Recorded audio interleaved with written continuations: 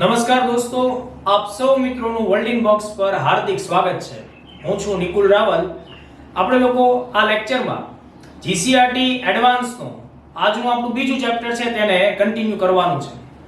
અગાઉ આપણે GCRT advance હેઠળ ધોરણ 8 માં આપેલું પહેલું પ્રકરણ છે તેને ખૂબ ડિટેલમાં આપણે ચર્ચામાં લીધેલું છે અને એ અંગેનો અમારો જે લેક્ચર છે YouTube ઉપર મૂકવામાં આવેલો છે, જેમાં લગભગ 3.5 થી 3.5 કલાક સુધીની આપણે ડિટેલ ડિસ્કશન કરી છે અને ક્વેશ્ચન્સ કેવા પૂછાય છે અને જે ટેક્સ્ટ બુકમાં આપેલા ક્વેશ્ચન છે તેને પણ ચર્ચામાં લીધેલ છે. ગુજરાતના તમામ વિદ્યાર્થીઓ કે જેમનું સપનું છે સરકારમાં નોકરી મેળવવાનું, તો કોઈ પણ પરીક્ષા કે તલાટી ક્લર્ક હોય, બિન સચિવાલયની કોઈ એક્ઝામ હોય છે, senior junior clerk, TET TAT, police constable, PSI, DYSO, STI class 1 to 8 હેઠળની તમામ પરીક્ષાઓ, તો દરેક પરીક્ષા માટે થઈને પાયાના પથ્થર સમાન બેઝિક લેવલ ઉપર જેની ઇન્ફોર્મેશન દરેક વિદ્યાર્થી પાસે હોવી જોઈએ એવી સમજણવાળી માહિતી એટલે જીસીઆરટી. પણ જીસીઆરટી ટેક્સ્ટ બુક્સમાં જોઈએ એ હદના આપણને ફેક્ટ્સ મળતા હોતા નથી. કેમ? તો કે ભાઈ જીસીઆરટી પુસ્તકો અલગ અલગ ધોરણના વિદ્યાર્થીઓની બૌદ્ધિક અને માનસિક ક્ષમતાઓને અનુલક્ષીને તૈયાર કરવામાં આવતા હોય છે.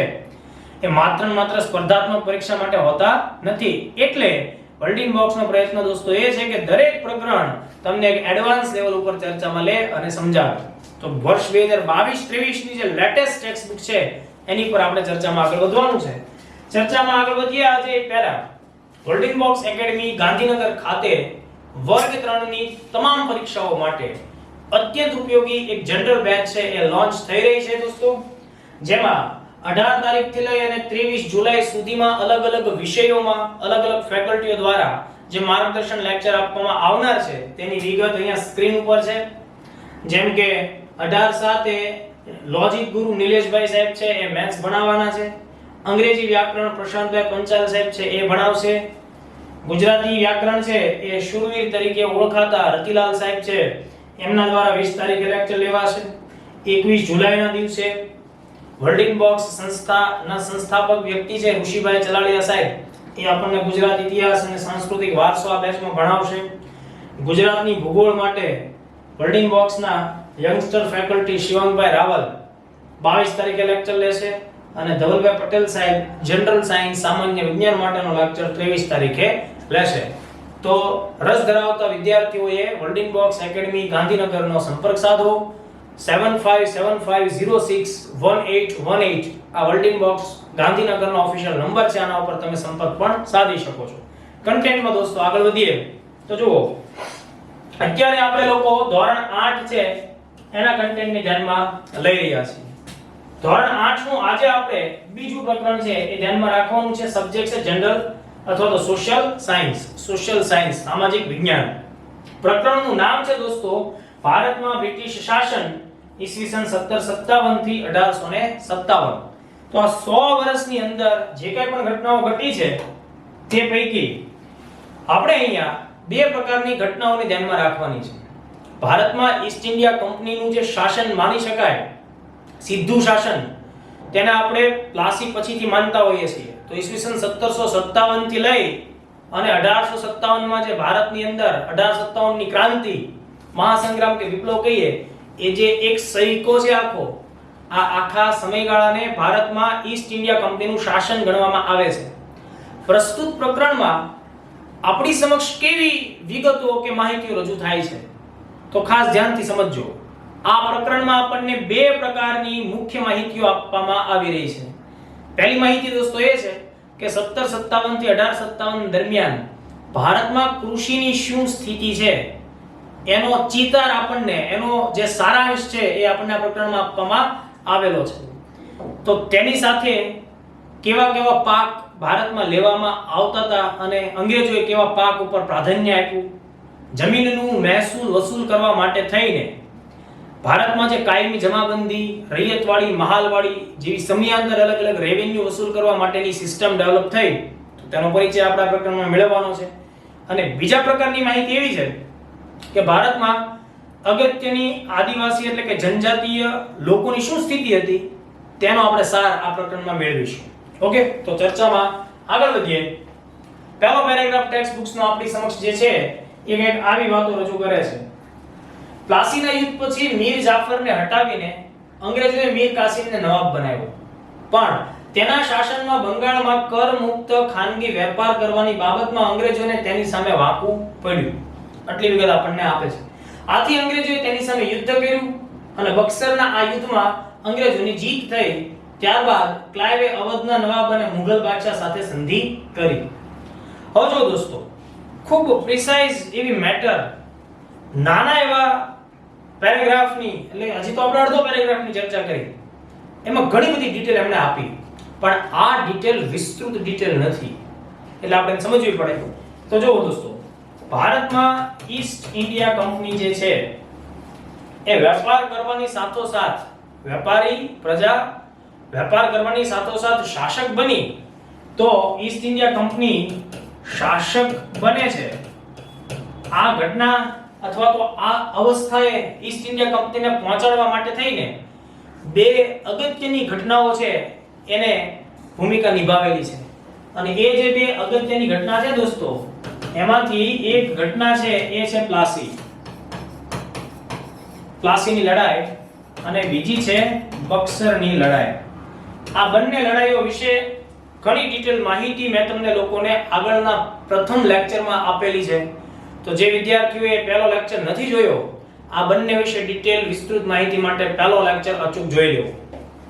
પ્લાસીની લડાઈમાં દોસ્તો ઘટના કંઈક એવી ઘટે છે કે આ ઘટના 23 જૂનના દિવસે આકાર પામી 1757, અને બંગાળનો જે નવાબ હતો સિરાજુદ્દૌલા, તેની હત્યા થઈ અને સેનાપતિ મીર જાફર ગાદીએ આવ્યો.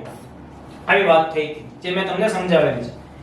મીર જાફર છે તેને શરૂઆતમાં ઈસ્ટ ઇન્ડિયા કંપની સાથે થોડો સમય સારા સંબંધો રહ્યા, પણ થોડા જ સમયમાં મીર જાફરને ખ્યાલ આવ્યો કે અંગ્રેજો છે એ મીર જાફરનું ભરપૂર શોષણ કરવાની તૈયારીમાં છે અને મીર જાફરની ગરિમાનું ઉલ્લંઘન થાય છે. મીર જાફરને અંગ્રેજોની સાથે બહુ જાજો સમય બન્યું નહીં, એટલે મીર જાફરને અંગ્રેજો બંગાળના નવાબ જેવા પદ ઉપરથી હાંકી કાઢે છે. તેની પાછળ બે દારાની એક લડાઈ પણ જવાબદાર છે, જેની આગળ કોઈ જગ્યાએ ચર્ચા આવશે તો આપણે ડિટેલમાં જશું. પણ અહીંયા જે સાર છે એના અનુસંધાને એટલી વસ્તુ યાદ રાખો કે મીર જાફરને ગાદીએ બેસાડેલો હતો, પણ એની સાથે સંબંધ ખરાબ થતા એને ગાદી ઉપરથી હટાવવામાં આવ્યો અને મીર જાફરનો જ ભત્રીજો મીર કાસિમ, આ મીર કાસિમ જે છે એ એકદમ શાણો માણસ હતો. મીર જાફરને અંગ્રેજો સાથે નથી બનતું એ મીર કાસિમને સારી રીતે ખબર હતી, એટલે મીર કાસિમે અંગ્રેજોને મીર જાફરની તમામ ડિટેલ માહિતી છે, નાની માહિતી એ રેગ્યુલરલી પહોંચતી કરી અને એને કીધું કે ભાઈ મારા આ જે કાકા છે મીર જાફર, એ તમારી ખિલાફમાં એટલે કે અંગ્રેજોની ખિલાફમાં ષડયંત્ર રચે છે, તો તમે એને હટાવીને મને ગાદીએ લાવશો તો એનાથી તમને ફાયદો થશે. એટલે મીર કાસિમે અંગ્રેજોની સાથે આ રીતે શું કર્યું? હાથ મિલાવ્યા. જે રીતે મીર જાફરે સિરાજુદ્દૌલા સાથે દગો કર્યો, એવી જ રીતે મીર કાસિમ કોની સાથે દગો કરે? મીર જાફર સાથે. તો ઘટના શું થઈ? મીર જાફરને પદ ઉપરથી હટાવવામાં આવ્યો અને મીર કાસિમને ગાદીએ બેસાડવામાં આવ્યો. આ ઘટના દોસ્તો ક્યારે થયેલી? આ ઘટના આપણને જોવા મળે છે 1760 માં. હવે શું થયું?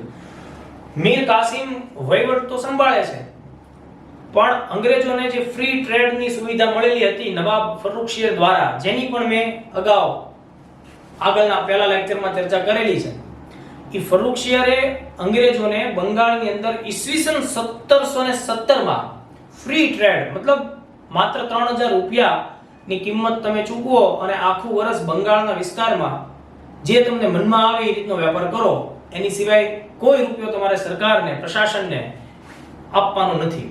પણ ઘટના એ શું થશે તો કે અંગ્રેજો પોતાનો જે ફ્રી ટ્રેડ ચલાવતા હતા એના માટે એ લોકો દસ્તકનો ઉપયોગ કરતા હતા. દસ્તક એક પ્રકારે લાયસન્સ વ્યવસ્થા છે, એમ સમજો તમે.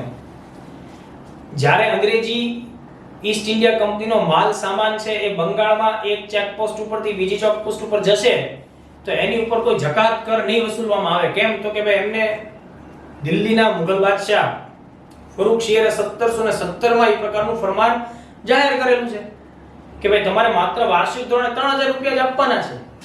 પણ ઘટના શું થઈ કે આ જે સર્ટિફિકેટ છે ને દસ્તક, એની ઘણી બધી નકલ થઈ, કોપી થઈ, ખોટા દસ્તક ઊભા કરવામાં આવ્યા અને ઈસ્ટ ઇન્ડિયા કંપનીના ભ્રષ્ટ અધિકારીઓએ આ દસ્તક જે છે એ બંગાળના અન્ય ભારતીય વેપારીઓને પણ આપવાનું શરૂ કર્યું બ્લેકમાં, જેથી કરીને બંગાળની જે પ્રશાસન છે એને જે વધારાનો જકાત વેરો આવતો હતો કોના પાસેથી, ભારતીયો પાસેથી, એ પણ આવવાનું બંધ થયું.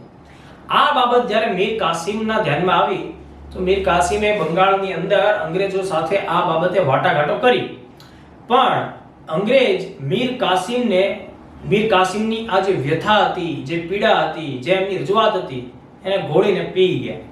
એટલે મીર કાસિમને ખ્યાલ આવ્યો કે આ અંગ્રેજ કોઈના દોસ્ત નથી. એટલે મીર કાસિમે પોતાના અન્ય જે બે સાથીદાર મિત્રો છે એને સાથે બોલાવ્યા અને અહીંયા બક્સરની લડાઈ આપણને જોવા મળે છે 22મી ઓક્ટોબર 1764 ના દિવસે. આ બક્સર છે એ બિહારમાં આવેલું છે. આ વાત પણ આપણે અગાઉ થયેલી છે. બક્સરની લડાઈની અંદર કોણ કોણ ભાગ લે છે?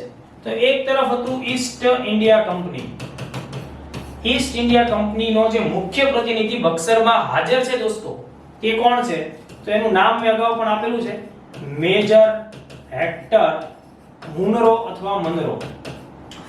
અમુક વિગત હું તમને રિપીટ એટલે કરાવું છું કારણ કે એ પરીક્ષાના દૃષ્ટિકોણથી ખૂબ જરૂરી છે. તો એક બે વખત એનું રિપીટેશન થશે તો એ ફેક્ટ્સ છે એ તમને લોકોને ઈઝી લાગશે. સામા પક્ષે અંગ્રેજોની સામે લડવા વાળામાં ત્રણ વ્યક્તિઓ હતા. એમાં એક હતો બંગાળનો નવાબ, જેનું મેં હમણાં તમારી સામે એનું નામ લીધું ઘણી બધી વખત. એ વ્યક્તિ છે મીર કાસિમ. બીજી પાર્ટી એ લડાઈમાં મીર કાસિમનો સાથ દેવા માટે આવે છે. જે બીજો પક્ષ આવે છે એ કોણ છે? તો એ છે અવધનો નવાબ. અવધનો નવાબ. જો એ અવધનો નવાબ છે ને તેનો ઉલ્લેખ અહીંયા કરેલો છે. બીજા પ્રકરણમાં જીસીઆરટી આપેલું છે પણ તેનું નામ નથી આપેલું. ઓકે, ધોરણ 8 માં અવધનો નવાબ એવી વિગત આપેલી છે. તો અવધનો જે નવાબ હતો દોસ્તો એ તમારે યાદ રાખવાનું છે. એ છે શુજા-ઉદ-દૌલા. શુજા-ઉદ-દૌલા. તેનું નામ સિરાજ-ઉદ-દૌલા જેવું સમાન લાગે છે, પણ તમે ખાસ ધ્યાન રાખજો, સિરાજ-ઉદ-દૌલા પ્લાસીની લડાઈ પછી તેની હત્યા થઈ છે. એટલે સિરાજ-ઉદ-દૌલા નું કોઈ અસ્તિત્વ બક્સર સુધી છે જ નહીં. ઓકે, તો અહીંયા કોણ છે? શુજા-ઉદ-દૌલા. એટલે અહીંયા કન્ફ્યુઝ થવાનું નથી.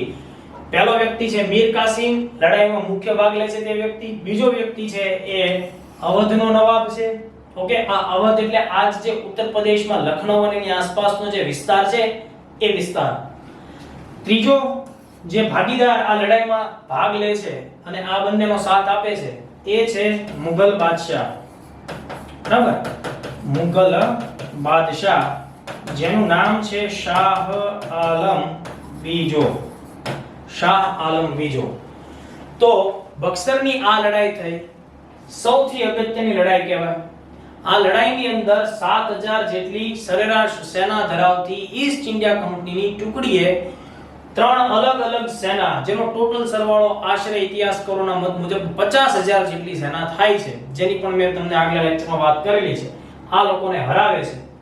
લડાઈમાં રોબર્ટ ક્લાઇવ ભાગ નથી લેતો, પણ જેવો આ સમાચાર રોબર્ટ ક્લાઇવને જેવા આ સમાચાર મળે છે કે ભારતમાં મારી ઈસ્ટ ઇન્ડિયા કંપનીએ ખૂબ મોટી સફળતા પ્રાપ્ત કરી છે, એટલે પોતે પોતાના વતન ઇંગ્લેન્ડમાં હોય છે, ત્યાંથી વેકેશન કરવા ગયો હોય છે, ત્યાંથી રિટર્ન આવે છે ઇન્ડિયા, જલ્દી આવે છે ભારતમાં, અને ભારતમાં આવ્યા પછી આ ત્રણેય પક્ષકારોની સાથે એક સંધિ કરે છે. એટલે ખાસ ધ્યાન રાખજો, આ સંધિ એટલે ઇલાહાબાદની સંધિ.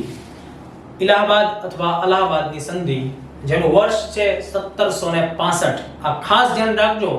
તમે ગમે તે પરીક્ષાની તૈયારી કરતા હો, આ ફેક્ટ તમને ન ભૂલાવવું જોઈએ. ઓકે, એ ફેક્ટ શું છે કે ભાઈ એક સંધિ થઈ 1765 ના વર્ષમાં, 1764 માં બક્સર, અને એની પછીના વર્ષે આ સંધિ થઈ અલ્હાબાદમાં થઈ, એટલે આપણે એને અલ્હાબાદની સંધિ કહીએ, ઇલાહાબાદની સંધિ પણ કહી શકાય. ઓકે, તો એ આખી બાબત થઈ. તો જો અહીંયા શું થયું, ત્યારબાદ એટલે કે લડાઈ પછી ક્લાઇવે અવધના નવાબ અને મુગલ બાદશાહ સાથે સંધિ કરી. જો અહીંયા આપણને એટલી ડિટેલ આપેલી છે, પણ સંધિ કયા સ્થળે થઈ એનો ઉલ્લેખ નથી. બાદશાહ કોણ હતો તેનો નામનો ઉલ્લેખ પણ જીસીઆરટી નથી. સંધિ મુજબ અવધના નવાબે કંપનીને 50 લાખ રૂપિયા આપવાનું સ્વીકાર્યું. મતલબ કોણ? શુજા-ઉદ-દૌલા. શુજા-ઉદ-દૌલાને દોસ્તો દિમાગમાં ક્યાંક એવી વાતચીત હાલતી હશે કે જો હું મીર કાસિમનો સાથ આપું અંગ્રેજોને હરાવવામાં અને અમે સફળ થઈ જશું તો મીર કાસિમ મને કંઈક પૈસા આપશે, મને કેટલાક પ્રદેશો મારા રાજ્યમાં જોડી દેશે એના રાજ્યમાંથી. કારણ કે અહીંયા એને કંઈક વળતરની અપેક્ષા તો હોય ને. તો અહીંયા એના જગ્યાએ શું થયું, ઉલટું શુજાઉદ્દૌલાએ એટલે કે આ વ્યક્તિએ ઈસ્ટ ઇન્ડિયા કંપનીને કેટલા લાખ રૂપિયા આપવા પડ્યા દોસ્તો? 50 લાખ રૂપિયા યુદ્ધમાં ક્ષતિપૂર્તિના ભાગ સ્વરૂપે આપવા પડ્યા. આ વાત સમજમાં આવી બધાને? આ ખૂબ અગત્યની બાબત છે. અને સાથોસાથ અવધમાં રહેલા બે પ્રદેશો, બે જિલ્લાઓ, અલ્હાબાદનો જિલ્લો અને બીજો જિલ્લો હતો કડા.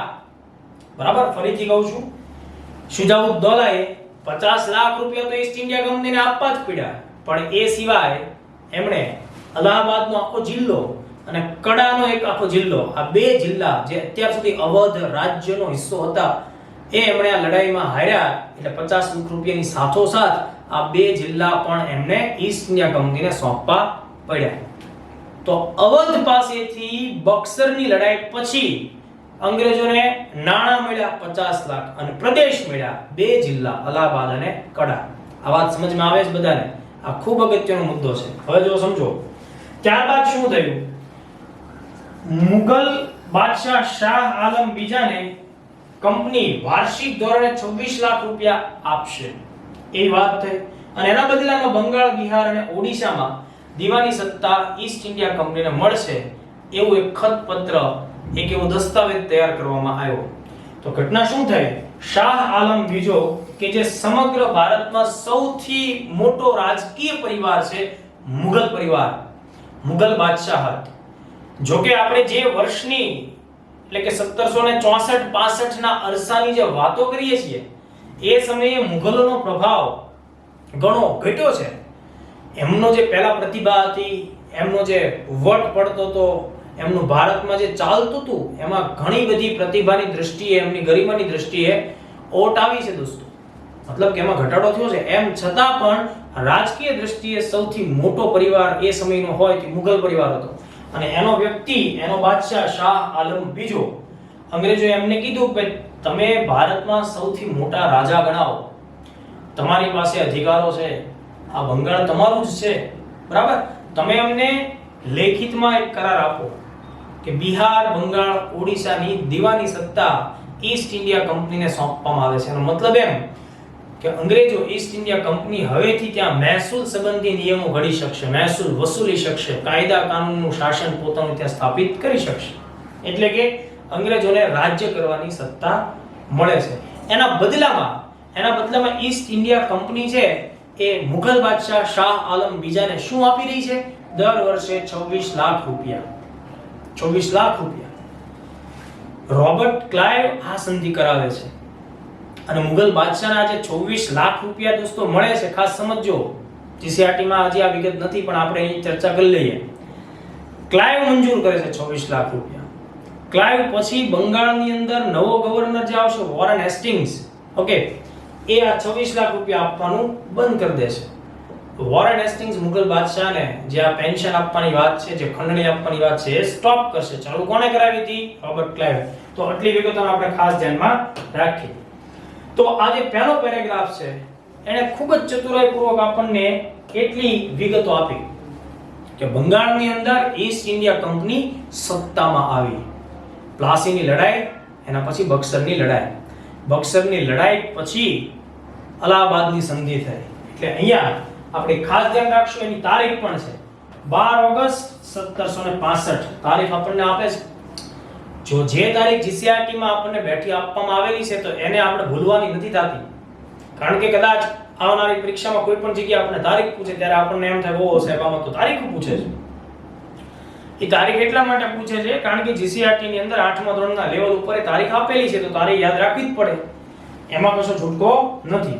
તો આ વિગતને આપણે ખાસ ધ્યાનમાં રાખીશું. હવે જુઓ, બક્સર પછી અલ્હાબાદની સંધિથી ઈસ્ટ ઇન્ડિયા કંપની શાસક તો બની દોસ્તો. રોબર્ટ ક્લાઇવ આવશે, બંગાળનો પહેલો ગવર્નર, બરાબર? એના પછી વોરન હેસ્ટિંગ્સ જેવો વ્યક્તિ આપણે જોશું. વોરન હેસ્ટિંગ્સ પછી કોર્નવોલિસ પછી સર જ્હોન શોર, તેના પછી વેલેસ્લી પછી જોર્જ બાર્લો, મિન્ટો પ્રથમ, ઓકે, લોર્ડ હેસ્ટિંગ્સ, લોર્ડ હેસ્ટિંગ્સના સમયગાળા પછી એમહર્સ્ટ આવશે દોસ્તો. એમહર્સ્ટ પછી વિલિયમ બેન્ટિંક આવે. વિલિયમ બેન્ટિંક પછી ચાર્લ્સ મેટકાફ આવે દોસ્તો. મેટકાફ પછી ઓકલેન્ડ આવે, એલનબરો આવે, હાર્ડિંગ પ્રથમ આવે, પછી ડેલહાઉસી આવે અને પછી કેનિંગ આવે. તો 15 વ્યક્તિઓ છે એનો શાસનકાળ 1765 થી લઈ 1857 સુધી આપણને જોવા મળે.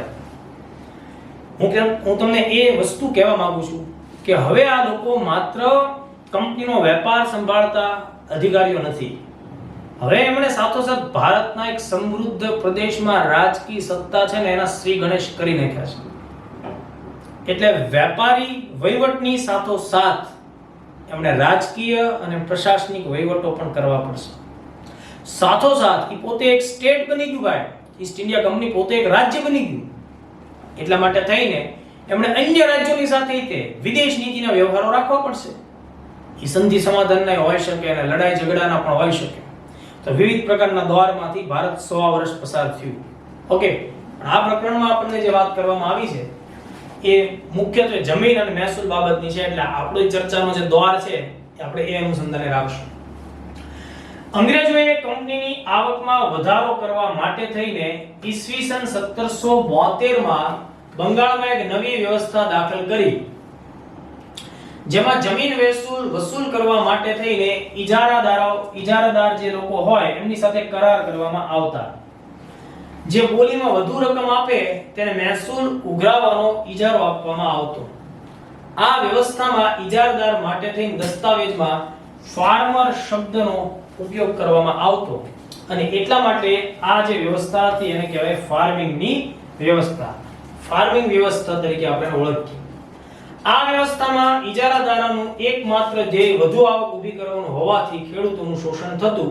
જ્યારે આ પ્રથા અસહ્ય બની ત્યારે તેમાં સુધારો લાવવા માટે ભારતમાં ગવર્નર જનરલ તરીકે કોર્નવોલિસ છે એની નિમણૂક કરવામાં આવી. આવી વિગત આપણને રજૂ કરવામાં આવી. એને આપણે એલોબરેટ કરવી પડશે. જો દોસ્તો, હવે આ લોકો બની ગયા છે શાસકો. કંપનીના વેપારી અધિકારોની સાથોસાથ એમની પાસે બંગાળ, બિહાર, ઓડિશાના રાજકીય અને વહીવટી અધિકારો પણ છે. એટલે સૌથી પહેલો વ્યક્તિ ભારતમાં બંગાળના ગવર્નર તરીકે કામગીરી કરે છે એ છે રોબર્ટ ક્લાઇવ 65 થી 67.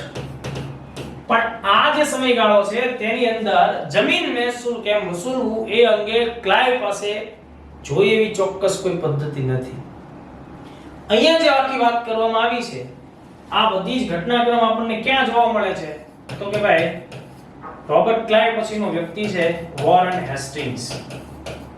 વોરન હેસ્ટિંગ્સ જેનો સમયગાળો 72 થી લઈ અને 1785 એટલે કે લગાતાર 13 વર્ષ સતત 13 વર્ષ કોઈ નથી ભાઈ ભારતની અંદર વહીવટ સંભાળ્યો અંગ્રેજી શાસનકાળમાં. આ વ્યક્તિ સંભાળે છે વોરન હેસ્ટિંગ્સ, બરાબર, 1772 થી 85 સુધી.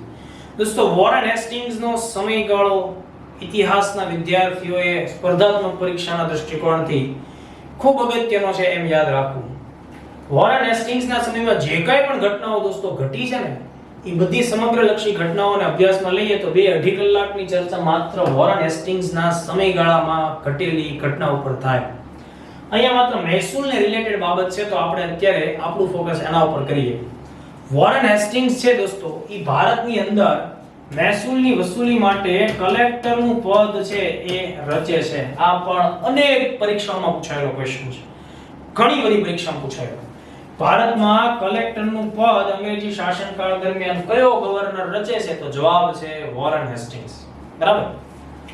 સમગ્ર બંગાળની અંદર મહેસૂલ કેટલું વસૂલી શકાય છે, કેટલું વસૂલી શકાય તેવી સંભાવનાઓ છે તેના માટે થઈને તેણે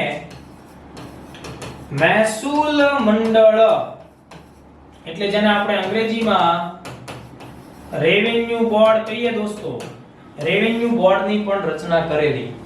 રેવન્યુ બોર્ડ જે એમને માર્ગદર્શિકા આપે કે ભાઈ સમગ્ર બંગાળના અલગ અલગ પ્રાંતમાંથી આપણને એટલી નાણાકીય ઉપજ આવે એમ છે એ નિર્ણય જ્યારે રેવન્યુ બોર્ડ કરશે પછી કલેક્ટરો એ વસૂલ કરવા જશે, કલેક્ટ કરવા માટે જશે. બરાબર. વોરન હેસ્ટિંગ્સ છે દોસ્તો તેણે બંગાળના ગવર્નર તરીકે મહેસૂલ માટે, બરાબર સમજો, આ વિગત પુસ્તકમાં નથી એટલે આપણે એને સમજવી ખૂબ જરૂરી બનશે. વોરેન હેસ્ટિંગ્સ બંગાળમાં રેવન્યુ કલેક્શન માટે બે પ્રકારની સિસ્ટમને વિકસાવે છે. એક છે પંચવર્ષીય યોજનાઓ, બરાબર, પંચવર્ષીય યોજનાઓ જે એને 1772 માં શરૂ કરી 76 સુધી ચલાવે. આ પદ્ધતિ જ્યારે નિષ્ફળ ગઈ, જેને અહીંયા આપણે ફાર્મિંગ તરીકે ઓળખીએ છીએ, જે આ ફાર્મિંગ નામની સુવિધા અથવા ફાર્મિંગ નામની જે વ્યવસ્થા છે એ કોણ શરૂ કરાવે છે? તો આપણો જવાબ હોવો જોઈએ વોરેન હેસ્ટિંગ્સ. શું એ સફળ હતી? નહીં. તેમાં કેટલાય પ્રોબ્લેમ્સ હતા. કેમ? આ લોકોને જે વહીવટ ચલાવવામાં ગતાગમ પડતી નથી, કારણ કે અત્યાર સુધી આપણે કંપની વતી વ્યાપારી વહીવટ સંભાળ્યો છે, પણ ગ્રાઉન્ડ લેવલ ઉપર, પોલિટિકલ લેવલ ઉપર, એડમિનિસ્ટ્રેશન ના લેવલ ઉપર એને હજી વહીવટ સંભાળેલો નથી. એટલે કંપની ધીમે ધીમે પ્રશાસનની અંદર ઇન્વોલ્વ થઈ રહી છે, શીખી રહી છે દોસ્તો. ઓકે, તો આ બાબત ખાસ ધ્યાનમાં રાખશું. તો પંચવર્ષીય યોજનાઓ, જેને આપણે અહીંયા જીસીઆરટી એનસીઆરટી માંથી લીધેલા શબ્દો યુઝ કર્યા છે કે ભાઈ અહીંયા ફાર્મિંગ ની વ્યવસ્થા હતી, તો અહીંયા શું થતું દોસ્તો? તો ઘણા બધા લોકોને ભેગા કરીને બોલી બોલાવવામાં આવતી કે ભાઈ આ ફલાણો જિલ્લો છે, તેમાં કોને રસ છે મહેસૂલ વસૂલવામાં? તો જે વધુ બોલી બોલે કે સાહેબ હું, ચલો મારું નામ લખો કે ભાઈ હું તમને દર વર્ષે આટલા રૂપિયા આપીશ. પછી બીજો કોઈ કહેવા કે નહીં સાહેબ હું આનાથી તમને વધારે આપીશ. તો જે રીતે બોલી લાગતી હોય એ રીતે અહીંયા ફાર્મિંગ વ્યવસ્થામાં બોલી લગાડવાની વાત હતી. તો એ સમયે જે મોટા મોટા જમીનદારો હતા દોસ્તો, એમણે મોટી મોટી બોલી તો લગાવી, પણ એ પાછા બોલીમાં જે એને રકમ આપી છે, કીધી છે, એ સબમિટ નથી કરાવી શકતા, એ જમા નથી કરાવી શકતા, એ રૂપિયા સમય સાથે પ્રશાસનને આપી નથી શકતા. એટલે આ ફાર્મિંગ વ્યવસ્થા છે ને એ આગળ જતા નિષ્ફળ જશે. પંચવર્ષીય યોજના જ્યારે ફેલ ગઈ, પછી વાર્ષિક ધોરણે 5 વર્ષ માટે નહીં ભાઈ, દર 1 વર્ષ માટે કોણ ભાઈ મહેસૂલ માટે બોલી લગાવશે, આવી વાત જાહેર કરવામાં આવી. બરાબર. તો આ બીજી જે યોજના છે એ 1776 થી શરૂ કરશે. તો વોરેન હેસ્ટિંગ્સ આવી આ મહેસૂલ વસૂલવા માટે બે પદ્ધતિ અમલમાં મૂકે, પણ એ બેમાંથી એકયમાં તેને સફળતા મળતી નથી. આ પદ્ધતિથી ખેડૂતોનું શું થયું? ખૂબ શોષણ થયું. અને એટલા માટે થઈને જ તે જીસીઆરટી અહીંયા જે ઉલ્લેખ કર્યો છે કે ભાઈ આ બધા પ્રશ્નો હતા મહેસૂલના, એને ઉકેલવા માટે થઈને આપણી સામે એક વ્યક્તિ આવે છે. એ વ્યક્તિ છે કોર્નવોલિસ.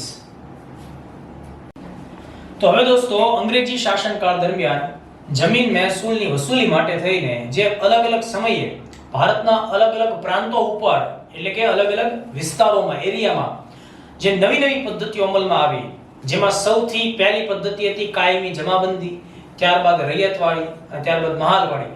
આ ત્રણેય જમીન મહેસૂલ વસૂલવાની પદ્ધતિ છે, તેનો આપણે પરિચય મેળવીએ. શરૂઆત આપણે કરીએ છીએ, સૌથી પહેલી પદ્ધતિ આપણી સામે આવે છે એ છે કાયમી જમાબંધી.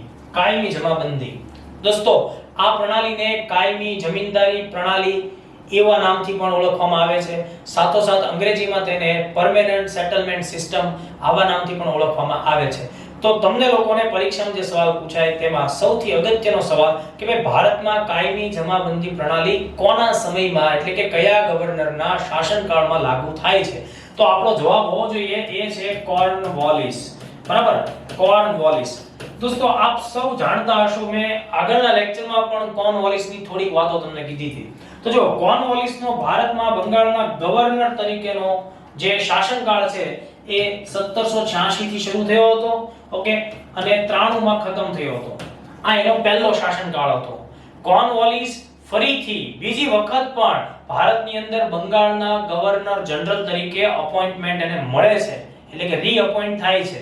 એટલેનો બીજો શાસનકાળ 1805 માં શરૂ થયો હતો, પણ 1805 ના વર્ષમાં તે ઇંગ્લેન્ડથી ભારત આવતી વખતે એ દરિયાઈ મુસાફરી દરમિયાન બીમાર પડે છે. ભારત પહોંચે છે ત્યારે બીમાર અવસ્થામાં હોય છે અને આ અવસ્થામાં તેનું ભારતની અંદર મૃત્યુ થાય છે. આ તમારે ખાસ ધ્યાનમાં રાખવાનું છે. કોર્નવોલિસનું મૃત્યુ ક્યાં થયું? ભારતમાં થયું. અને એને ઉત્તર પ્રદેશના ગાઝીપુર ખાતે એની દફન વિધિ એટલે કે અંતિમ વિધિ પણ કરવામાં આવેલી છે. તો આ ગાઝીપુર નામનું સ્થળ છે ત્યાં કયા ગવર્નરની અંતિમ વિધિ થઈ છે? તો આપણો જવાબ હોવો જોઈએ કોર્નવાલિસ. ઓકે, હવે આપણે કોર્નવાલિસના મૂળ ટોપિક ઉપર પાછા આવીએ. ઓકે, કોર્નવાલિસને ભારતમાં પોલીસ સેવાનો જનક કહી શકાય. કોર્નવાલિસને ભારતની અંદર સિવિલ સેવાનો જનક આપણે કહી શકીએ. કોર્નવાલિસના સમયની અંદર કાયમી જમાબંધી જેવી પ્રણાલી પણ આપણી સામે લાગુ થતી હોય એવું આપણને જોવા મળે છે. ઓકે, તો હવે જુઓ દોસ્તો, કોર્નવાલિસ અહીંયા શું આખી સિસ્ટમ અપનાવે છે એને આપણે પહેલા સમજી લઈએ. બરાબર? તો કે ભાઈ એને બંગાળની અંદર મહેસૂલ વસૂલવાનો જે ઘણા લાંબા સમયથી પ્રશ્ન અટવાયેલો હતો એના ઉકેલ માટે આપણને એક સિસ્ટમ આપી છે, એ છે કાયમી જમાબંધી. ઓકે, કાયમી જમાબંધીમાં શું ઘટના ઘટે છે સમજો. એક તરફ છે East India company. East India company છે એ બંગાળ વિસ્તારમાં આ સિસ્ટમને કેવી રીતે લાગુ કરે છે તો સમજો.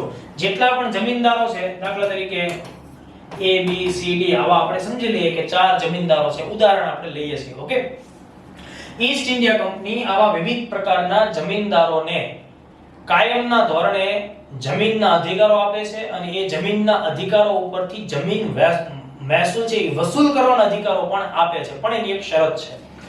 1790 માં આ સિસ્ટમ પ્રયોગ માટે શરૂ થઈ. બરાબર સમજજો, આપણે તો એની ફાઇનલ વર્ષ છે 1793 એને જ યાદ રાખવાનું છે, પણ આપણે સમજવાનું છે કે 1790 માં દાખલા તરીકે ઈસ્ટ ઇન્ડિયા કંપનીએ, આપણે ઉદાહરણથી સમજીએ તો આ સિસ્ટમ તમને જલ્દી સમજાઈ જશે એટલા માટે. દાખલા તરીકે 4 જમીનદારો છે A B C અને D. બરાબર? અને એને આ આખું જે બંગાળ છે એમાં અલગ અલગ ભાગ પાડી દેવામાં આવ્યા. દાખલા તરીકે A ને આ એરિયા આપવામાં આવ્યો, B માટે આ એરિયા આપ્યો, C ને આ એરિયા આપ્યો, D ને આ એરિયા આપ્યો. બાકીના બ્લોક પણ બીજા કોઈ જમીનદારોને એને આપ્યા છે. 1790 માં કંપની એમ કહે છે મિસ્ટર A ને કે ભાઈ આ જેટલો એરિયા છે ને, આ એરિયામાં જેટલું મહેસૂલ વાર્ષિક ધોરણે વસૂલવામાં આવે છે, બરાબર, એનો 9 ભાગ તારે સરકારને જમા કરાવવાનો અને 10મો ભાગ છે ઈ તારી પાસે રાખવાનો. સમજો આખી બાબત. એવી જ રીતે આ B છે, જમીનદાર B નામના જમીનદારને પણ ઈસ્ટ ઇન્ડિયા કંપનીની આ જે કાયમી જમાબંધી વાળી સિસ્ટમ 1790 શું કહે છે કે તારે તે 9 ભાગ છે ને ઈસ્ટ ઇન્ડિયા કંપનીને જમા કરાવી દેવાના, એક ભાગ તારી પાસે રાખવાનો. આવી જ ડીલ C અને D અને અન્ય જમીનદારો સાથે પણ થાય છે. તો તમને એમ થાય કે સાહેબ મહેનત કરવાની જમીનદારે, બરાબર, મહેસૂલ વસૂલ કરાવડાવવાનું જમીનદારે, અને એમાં જે ટોટલ આવક પડે એમાંથી 9 ભાગ સરકારને એટલે 90% સરકારને આપવાનો, બરાબર, અને માત્ર 10% જે છે 10મો ભાગ એ જ તે જમીનદારે પોતાની પાસે રાખવાનો. પણ સમજો આખી બાબત દોસ્તો, આ સિસ્ટમ 90, 1791, 1792 એમ પ્રયોગ માટે 3 વર્ષ ધ્યાનમાં લેવામાં આવી. પછી 1793 થી શું નક્કી થયું સમજી લેજો. બરાબર, 1793 થી એવું નક્કી થયું દોસ્તો, 1793 માં આ જમીનદારો જે કઈ હિસ્સો ઈસ્ટ ઇન્ડિયા કંપનીને આપે છે, બરાબર, એ હિસ્સો કાયમ માટે એ જે રકમ છે એને નિશ્ચિત કરી દેવામાં આવી. મતલબ પછીથી જમીનદારે એનાથી વધારે એક પણ રૂપિયો ક્યારેય કંપનીને આપવાનો નથી. આ બરાબર સમજો. હું તમને આને ઉદાહરણથી સ્પષ્ટ કરું કે ભાઈ 90, 91 અને 1792 સુધીમાં દર વર્ષે દાખલા તરીકે આપણે ઉદાહરણ લઈએ કે 1000 રૂપિયા છે, સરેરાશ 1000 રૂપિયા આવક થાય છે. તો હમણાં આ જે નિયમ છે, બરાબર, જે અહીંયા આપણને જોવા મળે છે કે ભાઈ 9 ભાગ એને સરકારને જમા કરાવવાનો. ઓકે, તો 9 ભાગ એટલે આમાંથી શું થશે તો કે ભાઈ 900 રૂપિયાની રકમ આપણે એક ઉદાહરણ લઈએ છીએ, બરાબર, 900 રૂપિયાનો હિસ્સો કોને જશે? ઈસ્ટ ઇન્ડિયા કંપનીને. અને જમીનદારની પાસે કેટલા વધશે તો કે ભાઈ બાકીનો જે 10મો ભાગ એટલે કે રૂપિયા 100 છે એ જમીનદારને મળશે. તો તમને એમ થવું જોઈએ કે સાહેબ આ બધા જમીનદાર તો મૂર્ખામી ભરી ડીલ કરે છે ઈસ્ટ ઇન્ડિયા કંપનીની સાથે. આવું થોડું હોય. પણ હવે જો, હવે જે કાયમી જમાબંધી છે એ ખેલ અહીંથી શરૂ થાય 93 થી. માનો કે 1793 માં આપણે 900 રૂપિયા સરકારને જમીનદાર તરીકે ચૂકવીએ છીએ, તો 1794 થી લઈને જ્યાં સુધી આ કાયમના ધોરણે ચાલવાની છે એટલે કાયમી જમાબંધીનું નામ મળ્યું, કંપનીને માત્ર 900 રૂપિયા જ આપવાના. બરાબર, દાખલા તરીકે તમે 2 વર્ષ 5 વર્ષ પછી ખૂબ મહેનત કરી ખેતીમાં જમીનદાર તરીકે, ફળદ્રુપતા વધારવા માટે ખાતર સારા વાપર્યા, બરાબર, વધુ નવી નવી પદ્ધતિઓ લાવતા ગયા અને તમારી કમાણી છે એ સમજો કે 1000 ની જગ્યાએ 10000 થઈ ગઈ. તો હવે શું? તો હવે પણ તમારે કંપનીને કેટલા ચૂકવવાના છે? માત્ર 900 રૂપિયા. માત્ર 900 રૂપિયા. મતલબ કે તમારા ભાગમાં હવે કેટલો હિસ્સો આવશે? 9100 રૂપિયા.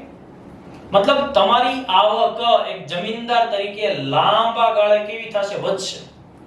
એ એટલે વધે કારણ કે બજાર કિંમત તો દોસ્તો વધે કે નહીં? આજથી 10 વર્ષ પહેલા ઘઉંનો જે ભાવ હોય, આજથી 10 વર્ષ પહેલા બટેટાનો જે ભાવ હોય, એ 10 વર્ષ પછી આજની તારીખે તમે વિચારો તો 2012 માં જે ઘઉં મળતા હતા, ઘઉં તો એ જ છે. એનો જે વજન છે કિલોગ્રામ ગણો, બરાબર, કે 1 ટન ગણો, તો જથ્થો એટલો જ છે, પણ એની કિંમતમાં શું થયો? ફરક પડશે. સમય સાથે વસ્તુની મૂલ્ય કિંમત જે છે એ કેવી થાય? વધતી જાય. તો એનો લાંબા ગાળે ખેડૂતોને ફાયદો થાય. આ વાત સમજમાં આવી? આ હતી કાયમી જમાબંધી પ્રણાલી. હવે આ પ્રણાલીમાં શું થશે? ઈસ્ટ ઇન્ડિયા કંપનીને શરૂઆતમાં ફાયદો રહેશે કારણ કે એને સીધો કેટલો હિસ્સો મળે છે? 9 ભાગ, 90% હિસ્સો મળે છે. એટલે શરૂઆતના વર્ષોમાં તેને ફાયદો ચોક્કસ રહેશે. પણ એક રકમ ફિક્સ થઈ ગઈ, બજારની જે વધતી મૂલ્યની જે અસર છે ને, એ કંપનીને તેનો લાભ નહીં મળે. એટલે શું થશે કે જેમ જેમ વર્ષો પસાર થશે તેમ તેમ જમીનદારોની રકમ વધતી જશે, પણ એનો જે કંપનીનો હિસ્સો છે એ તો ત્યાં ત્યાં રહેશે. એનાથી ઉલટું વિચારો, જમીનદારને શું થયું? શરૂઆતમાં એ લોકોને થોડી તકલીફ પડી. શરૂઆતમાં એ લોકોને વધારે મૂડી કંપનીને આપવી પડી. પણ વર્ષો પછી શું સ્થિતિ થઈ? વર્ષો પછી જમીનદાર જે છે એની રકમ ધીમે ધીમે વધતી ગઈ.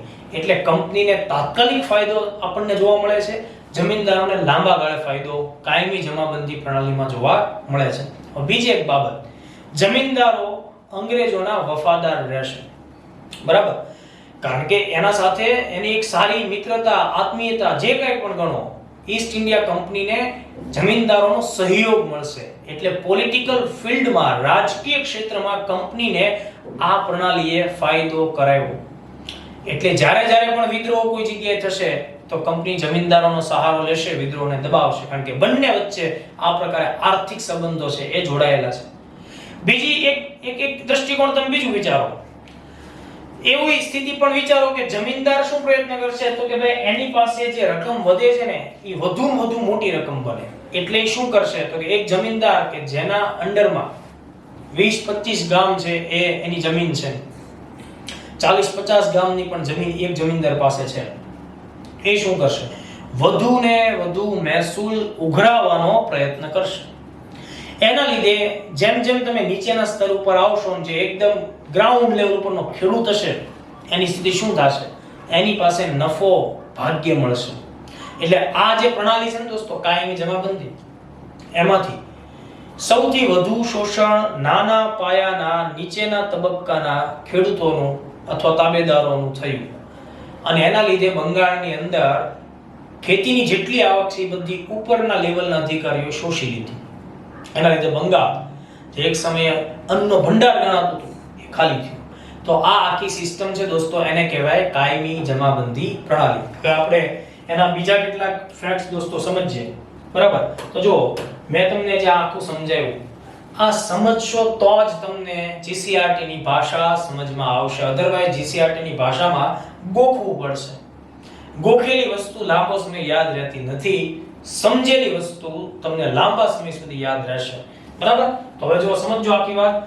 ફરી ત્યાંને અમુક મુદ્દા રિપીટ કરી લઈએ. તો આ સિસ્ટમ કોણ લાગુ કરે છે? તો આપણો જવાબ હોવો જોઈએ કોર્નવોલિસ. બરાબર, કોર્નવોલિસના સમયમાં કાયમી જમાબંધી પ્રણાલી લાગુ થાય છે. બરાબર, ક્યારે લાગુ થાય છે? તો અહીંયા આપણને વર્ષ આપેલું છે ઈસવીસન 1793 માં. આ ભૂલવાનું નથી. ઈસવીસન 1793 માં ભારતમાં કાયમી જમાબંધી પ્રણાલી દાખલ કરવામાં આવી. હવે બીજી એક ખાસ બાબત સમજો, આખા ભારતમાં લાગુ નથી થઈ. આખા ભારતમાં લાગુ નથી થઈ. બરાબર, આ પ્રણાલી છે એ ક્યાં લાગુ થઈ? તો કે સૌથી પહેલા બંગાળમાં. બરાબર, બંગાળની અંદર લાગુ થશે. પછી તો કે બિહારમાં. બિહાર અને બંગાળ આ વિસ્તારમાં આપણને લાગુ થતી જોવા મળશે. પછી ક્યાં આ સિસ્ટમ લાગુ થાય છે? તો કે ભાઈ જે મદ્રાસ છે ને, મદ્રાસ પ્રેસિડેન્સી દક્ષિણ ભારતમાં, એના મદ્રાસના દક્ષિણના જે જિલ્લાઓ છે તેમાં. એટલે આ સેમ સિસ્ટમ ક્યાં લાગુ થાય છે? બિહાર બંગાળમાં તો લાગુ થાય જ છે, પણ મદ્રાસ પ્રેસિડેન્સી સાઉથ ઇન્ડિયાની અંદર પણ મદ્રાસ પ્રેસિડેન્સીના દક્ષિણના જિલ્લામાં લાગુ થાય છે. એ સિવાય ક્યાં લાગુ થાય છે તો કે વારાણસીમાં આ સિસ્ટમ લાગુ થાય છે. વારાણસીમાં આ સિસ્ટમ લાગુ થાય છે. આટલા એરિયા છે, એટલા મેઇન એરિયા છે જેની અંદર કોર્નવોલિસ છે એના સમયની આ સિસ્ટમ આગળ જતા લાગુ થાય છે. શરૂઆત થઈ 1793 થી. હવે મેં તમને હમણાં વાત કરી દોસ્તો કે ત્રણ સિસ્ટમ છે, કાયમી જમાબંધી, રૈયતવાડી અને મહાલવાડી. આ ત્રણ સિસ્ટમ હેઠળ ભારતનો કેટલો એરિયા મહેસૂલ વસૂલવાની પદ્ધતિના દૃષ્ટિકોણથી કવર થયેલો છે. જો આપણે આવું વિચારતા હોઈએ તો સમજો આ સિસ્ટમ છે ને કાયમી જમાબંધી એ 19% ભૌગોલિક એરિયાને કવર કરશે. સૌથી ઓછો પ્રદેશ આ સિસ્ટમમાં કવર થશે 19%. આ બાબત જરાક ધ્યાનમાં રાખવું, બરાબર? વિધાનવાળા જે સવાલો પૂછાય ને એમાં આપણને ભલે ટકાવારી એક્ઝેક્ટ યાદ ન હોય કાઈ નહીં, પણ મેં શું કીધું કે સૌથી ઓછી સિસ્ટમ જે ઓછા એરિયા ઉપર લાગુ થયેલી સિસ્ટમ ગણો તો એ કઈ હતી જે સૌથી પહેલા લાગુ થઈ છે? એ જ તે કાયમી જમાબંધી. તો આટલી બધી બાબત જે છે જે અગત્યની એ મેં તમને વાત કીધી. જમીનદારને જમીનના અને જમીન મહેસૂલીના હક આપવામાં આવ્યા. આ પૂછાયેલા વિધાનો છે, ધ્યાન રાખજો. જીસીઆરટી માં બેઠા ઉપાડી લેવામાં આવ્યા છે. જમીનના અધિકારો પણ મળ્યા છે અને જમીન મહેસૂલીના હક પણ આપવામાં આવ્યા. જમીનદારે સરકારના એટલે કે સરકાર એટલે અહીંયા તમારે યાદ રાખવાનું ઈસ્ટ ઇન્ડિયા કંપની એના એજન્ટ તરીકે કામ કરવાનું હતું, બરાબર? દાખલા તરીકે કોઈ જમીનદાર સમયબદ્ધ રીતે સરકારને તેનો નિશ્ચિત કરેલો 9મો ભાગ આપતો નથી. જે હમણાં આપણે ઉદાહરણથી વાત કરી એ 900 રૂપિયા આપણે એક્ઝામ્પલ લીધું ને એને રિપીટ કરીએ તો 900 રૂપિયા આપતો નથી તો શું થશે? તો જો ચોક્કસ તારીખ હતી, બરાબર? કે ભાઈ એક ચોક્કસ તારીખ કે ભાઈ ડિસેમ્બરના એન્ડમાં તમારે પૈસા જમા કરાવી દેવાના. જો તમે ન જમા કરાવતા તો બીજા દિવસથી તમે એ જગ્યાના જમીનદાર તરીકેનું જે તમારું પદ છે એ ગુમાવો છો. નિશ્ચિત થયેલી તારીખની સંધ્યા ઢળે એટલે કે સૂર્યાસ્તનો સિદ્ધાંત, આ શબ્દ ધ્યાનમાં રાખજો. સૂર્યાસ્તનો સિદ્ધાંત, સનસેટ થિયરી અહીંયા લાગુ પડશે. જે નિશ્ચિત તારીખ હોય એની સંધ્યા ઢળી જાય છે, સૂર્ય ઢળી જાય છે, સૂર્ય અસ્ત થાય ત્યાં સુધી તમે સરકારની એટલે કંપનીની ઓફિસે પૈસા જમા નથી કરાવતા તો બીજા દિવસ સવારે જ્યારે સૂર્ય ઉગે છે, સૂર્ય તો ઉગે જ છે, તમે તેના જમીનદાર નહીં હો. અંગ્રેજો એ વિસ્તાર અન્ય કોઈ વ્યક્તિને જમીનદાર તરીકે ત્યાં નિમી દેશે. તો આ એક નવો શબ્દ મેં તમને આપ્યો. સૂર્યાસ્તનો સિદ્ધાંત કઈ સિસ્ટમ સાથે સંકળાયેલો છે? કાયમી જમાબંધી, બરાબર? આ વાત મેં તમને લોકોને ઘણી બધી વખત રિપીટ કરી એટલે ફરીથી નથી કહેતો. આ પદ્ધતિમાં ખેડૂતોનું શોષણ થતું હતું કારણ કે જમીનદાર શું કરશે? વધુ મહેસૂલ એના હાથમાં આવે એવી પૂરી કોશિશ કરશે. એટલે ખેડૂતનું શું થશે? શોષણ થશે. કારણ કે તેને નિશ્ચિત કરેલું મહેસૂલ જમીનદારને આપવું પડતું હતું. જમીનદાર તેના ઉપર જુલમ કરીને મહેસૂલ વસૂલતો. એટલે તો આ જમીનદાર છે એ જલસા કરી શકે કારણ કે એને તો કંપનીને ચોક્કસ રકમ દેવાની જ છે. જમીનદારે દર વર્ષે નિશ્ચિત કરાર મુજબની રકમ સરકારમાં જમા કરાવવી પડતી. તેમ છતાં કાયમી જમાબંધી જમીનદારોની તરફદારી કરતી હતી. અંગ્રેજોને ખ્યાલ છે આ જમીનદારો છે ને એ ભારતમાં આપણી સત્તાનું રક્ષણ કરતા કિલ્લાઓ છે, કિલ્લાઓ. જમીનદારો છે એ અંગ્રેજોના વફાદાર હશે તો આ જનતા ભવિષ્યમાં વિદ્રોહનું વિચારશે તો આ બધા જમીનદારો એનો સામનો કરશે. તમે જૂના હિન્દી ફિલ્મો જોયા હશે, એમાં અમરીશ પુરીની બધા જ્યારે વિલન હતા ત્યારે બધા બહુ મોટા જમીનદાર અવસ્થામાં બતાવવામાં આવેલા છે. બહુ મોટો મહેલ બંગલો હોય, ખુલ્લી જીપો હોય, કેટલા ગુંડાઓ રખડતા હોય ટાઈગરની જેમ એની આસપાસમાં. એ ગામમાં જુલમ કરતા હોય, કોઈ માણસો છે એ કંઈક રજૂઆત કરવા હોય તો આ લોકો એને હેરાન પરેશાન કરતા. આવો બધો સીન આપણને જોવા મળતો. શરૂઆતમાં જમીનદારોએ થોડું સહન કરીને નક્કી કર્યા મુજબનું મહેસૂલ આપવું પડ્યું. જે મહેસૂલ ના ભરી શક્યા તેમની જમીન જપ્ત થઈ. જે હમણાં જ આપણે વાત કરી સૂર્યાસ્તનો સિદ્ધાંત. પણ પાછળથી જમીનદારો જમીન ખરીદવા પણ લાગ્યા. તો આ જે વાત કરી તે લાંબા ગાળે વધુ પૈસા એને મળ્યા. એટલે એટલા પૈસા વાળા કે લાવો ભાઈ બીજી જમીન નહીં આપણે ઉઠાવીએ. તો આ રીતે આટલી બાબતને આપણે ખાસ ધ્યાનમાં રાખવી પડશે, બરાબર? ઘટના શું થઈ? આ કોર્નવોલિસને કાંઈક દિમાગમાં એવું હાલતું હશે કે ભાઈ આગળ જતા જમીનદારો છે ને પોતાની આવક વધારવા માટે થઈને એ શું કહેવાય કે નવી ફળદ્રુપતા વાળી વાત કંઈક કરશે, બરાબર, જમીનમાં કૃષિનો વિકાસ કરશે, પણ એવું કઈ થયું નહીં. ખેડૂતોનું શું થયું? શોષણ થયું. એટલે શું થયું? જમીનદારો આગળ જતા આપણને જો આપણે સરકારને ખેડૂતના વિકાસમાં રસ નહોતો આ સિસ્ટમની અંદર. પરિણામે શું થયું? બંગાળમાં ખેડૂતો કંગાળ બન્યા અને વિદ્રોહ તરફ આવ્યા અને એક સમયે અન્નનો ભંડાર તરીકે ઓળખાતું જે બંગાળ હતું એ વિદ્રોહનું અથવા અસંતોષનું કેન્દ્ર બનશે. તો આ જે મેં તમને વાત કરી એ કાયમી જમાબંધી હતી. હવે આવી બીજી એક પદ્ધતિ છે દોસ્તો, એ છે રૈયતવાળી પદ્ધતિ. રૈયતવાળી પદ્ધતિ. તો કેટલીક બાબતો ખાસ સમજી લો પહેલા કે ભારતમાં એક વ્યક્તિ છે ગવર્નર જનરલ ઓફ બેંગાલ તરીકે પોતે કામગીરી કરે છે. એ વ્યક્તિનું નામ છે લોર્ડ હેસ્ટિંગ્સ. તમને એમ થાય વોરન હેસ્ટિંગ્સ તો નહીં ને, તો મેં પહેલા લેક્ચરમાં કીધું તો એ નહીં. વોરન હેસ્ટિંગ્સ અને લોર્ડ હેસ્ટિંગ્સ બંને અલગ અલગ વ્યક્તિઓ છે જે અલગ અલગ સમયે બંગાળમાં ગવર્નર જનરલ તરીકે કાર્યરત હતા. લોર્ડ હેસ્ટિંગ્સ નો સમયગાળો છે એ 1813 થી લઈ અને 1823 સુધીનો છે. 1813 થી 1823 સુધીનો. આ લોર્ડ હેસ્ટિંગ્સ ના સમયમાં ઘણી બધી ઘટનાઓ ઘટેલી છે. સૌથી નોંધનીય ઘટના તો મરાઠાઓનો રાજકીય ક્ષેત્રમાં અંત આવ્યો એ ઘટના હતી. ત્રીજું છેલ્લું એંગ્લો મરાઠા લડાઈ આ માણસના સમયમાં થઈ હતી, બરાબર. નેપાળ સાથેની લડાઈ પણ એના સમયમાં થઈ હતી. પણ સાથોસાથ મહેસૂલ વિભાગમાં બે અગત્યની પદ્ધતિ તેના સમયમાં લાગુ થઈ, બરાબર. એમાંની એક છે એ રૈયતવાળી પદ્ધતિ. રૈયતવાળી પદ્ધતિ અને બીજી છે એ છે મહાલવાળી પદ્ધતિ.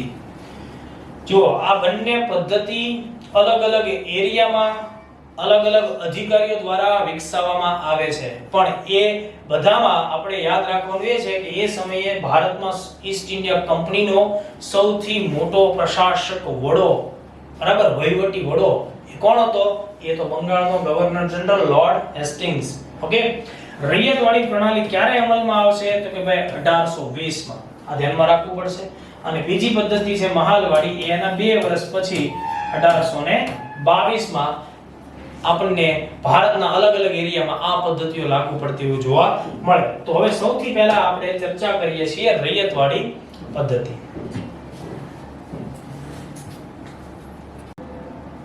દોસ્તો, રૈયતવાળી પ્રણાલી, આ રૈયતવાળી પ્રણાલી છે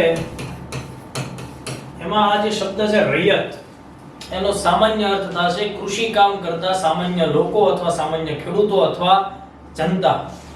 રૈયતવાળી પ્રણાલી એનો વિકાસ છે દોસ્તો 1820 માં થયો, એટલે કે 1820 થી આ પ્રણાલી અમલમાં આવી. તો આપણે અહીંયા યાદ રાખવાનું જે વર્ષ છે એ લાગુ થાય છે એ વર્ષ છે 1820. 1820 માં બોમ્બે અને મદ્રાસમાં એટલે કે ચેન્નઈ પ્રાંતમાં આ પદ્ધતિ લાગુ કરવામાં આવી હતી. આ પદ્ધતિનો વિકાસ કરનાર જે સૌથી પ્રમુખ વ્યક્તિ છે દોસ્તો એ છે થોમસ મુનરો. થોમસ મુનરો છે, એની જગ્યાએ તમને ટોમસ મુનરો આવું પણ આપી શકે, તો બંનેનો મતલબ એક જ થાય છે. આ વ્યક્તિ કોણ છે? ટોમસ મુનરો છે દોસ્તો એ સમયે મદ્રાસ પ્રેસિડેન્સી છે તેનો ગવર્નર છે. મદ્રાસ પ્રાંતનો ગવર્નર છે થોમસ મુનરો. અને તેની સાથે બીજો એક વ્યક્તિ છે એ તો એલેક્ઝાન્ડર રીડ.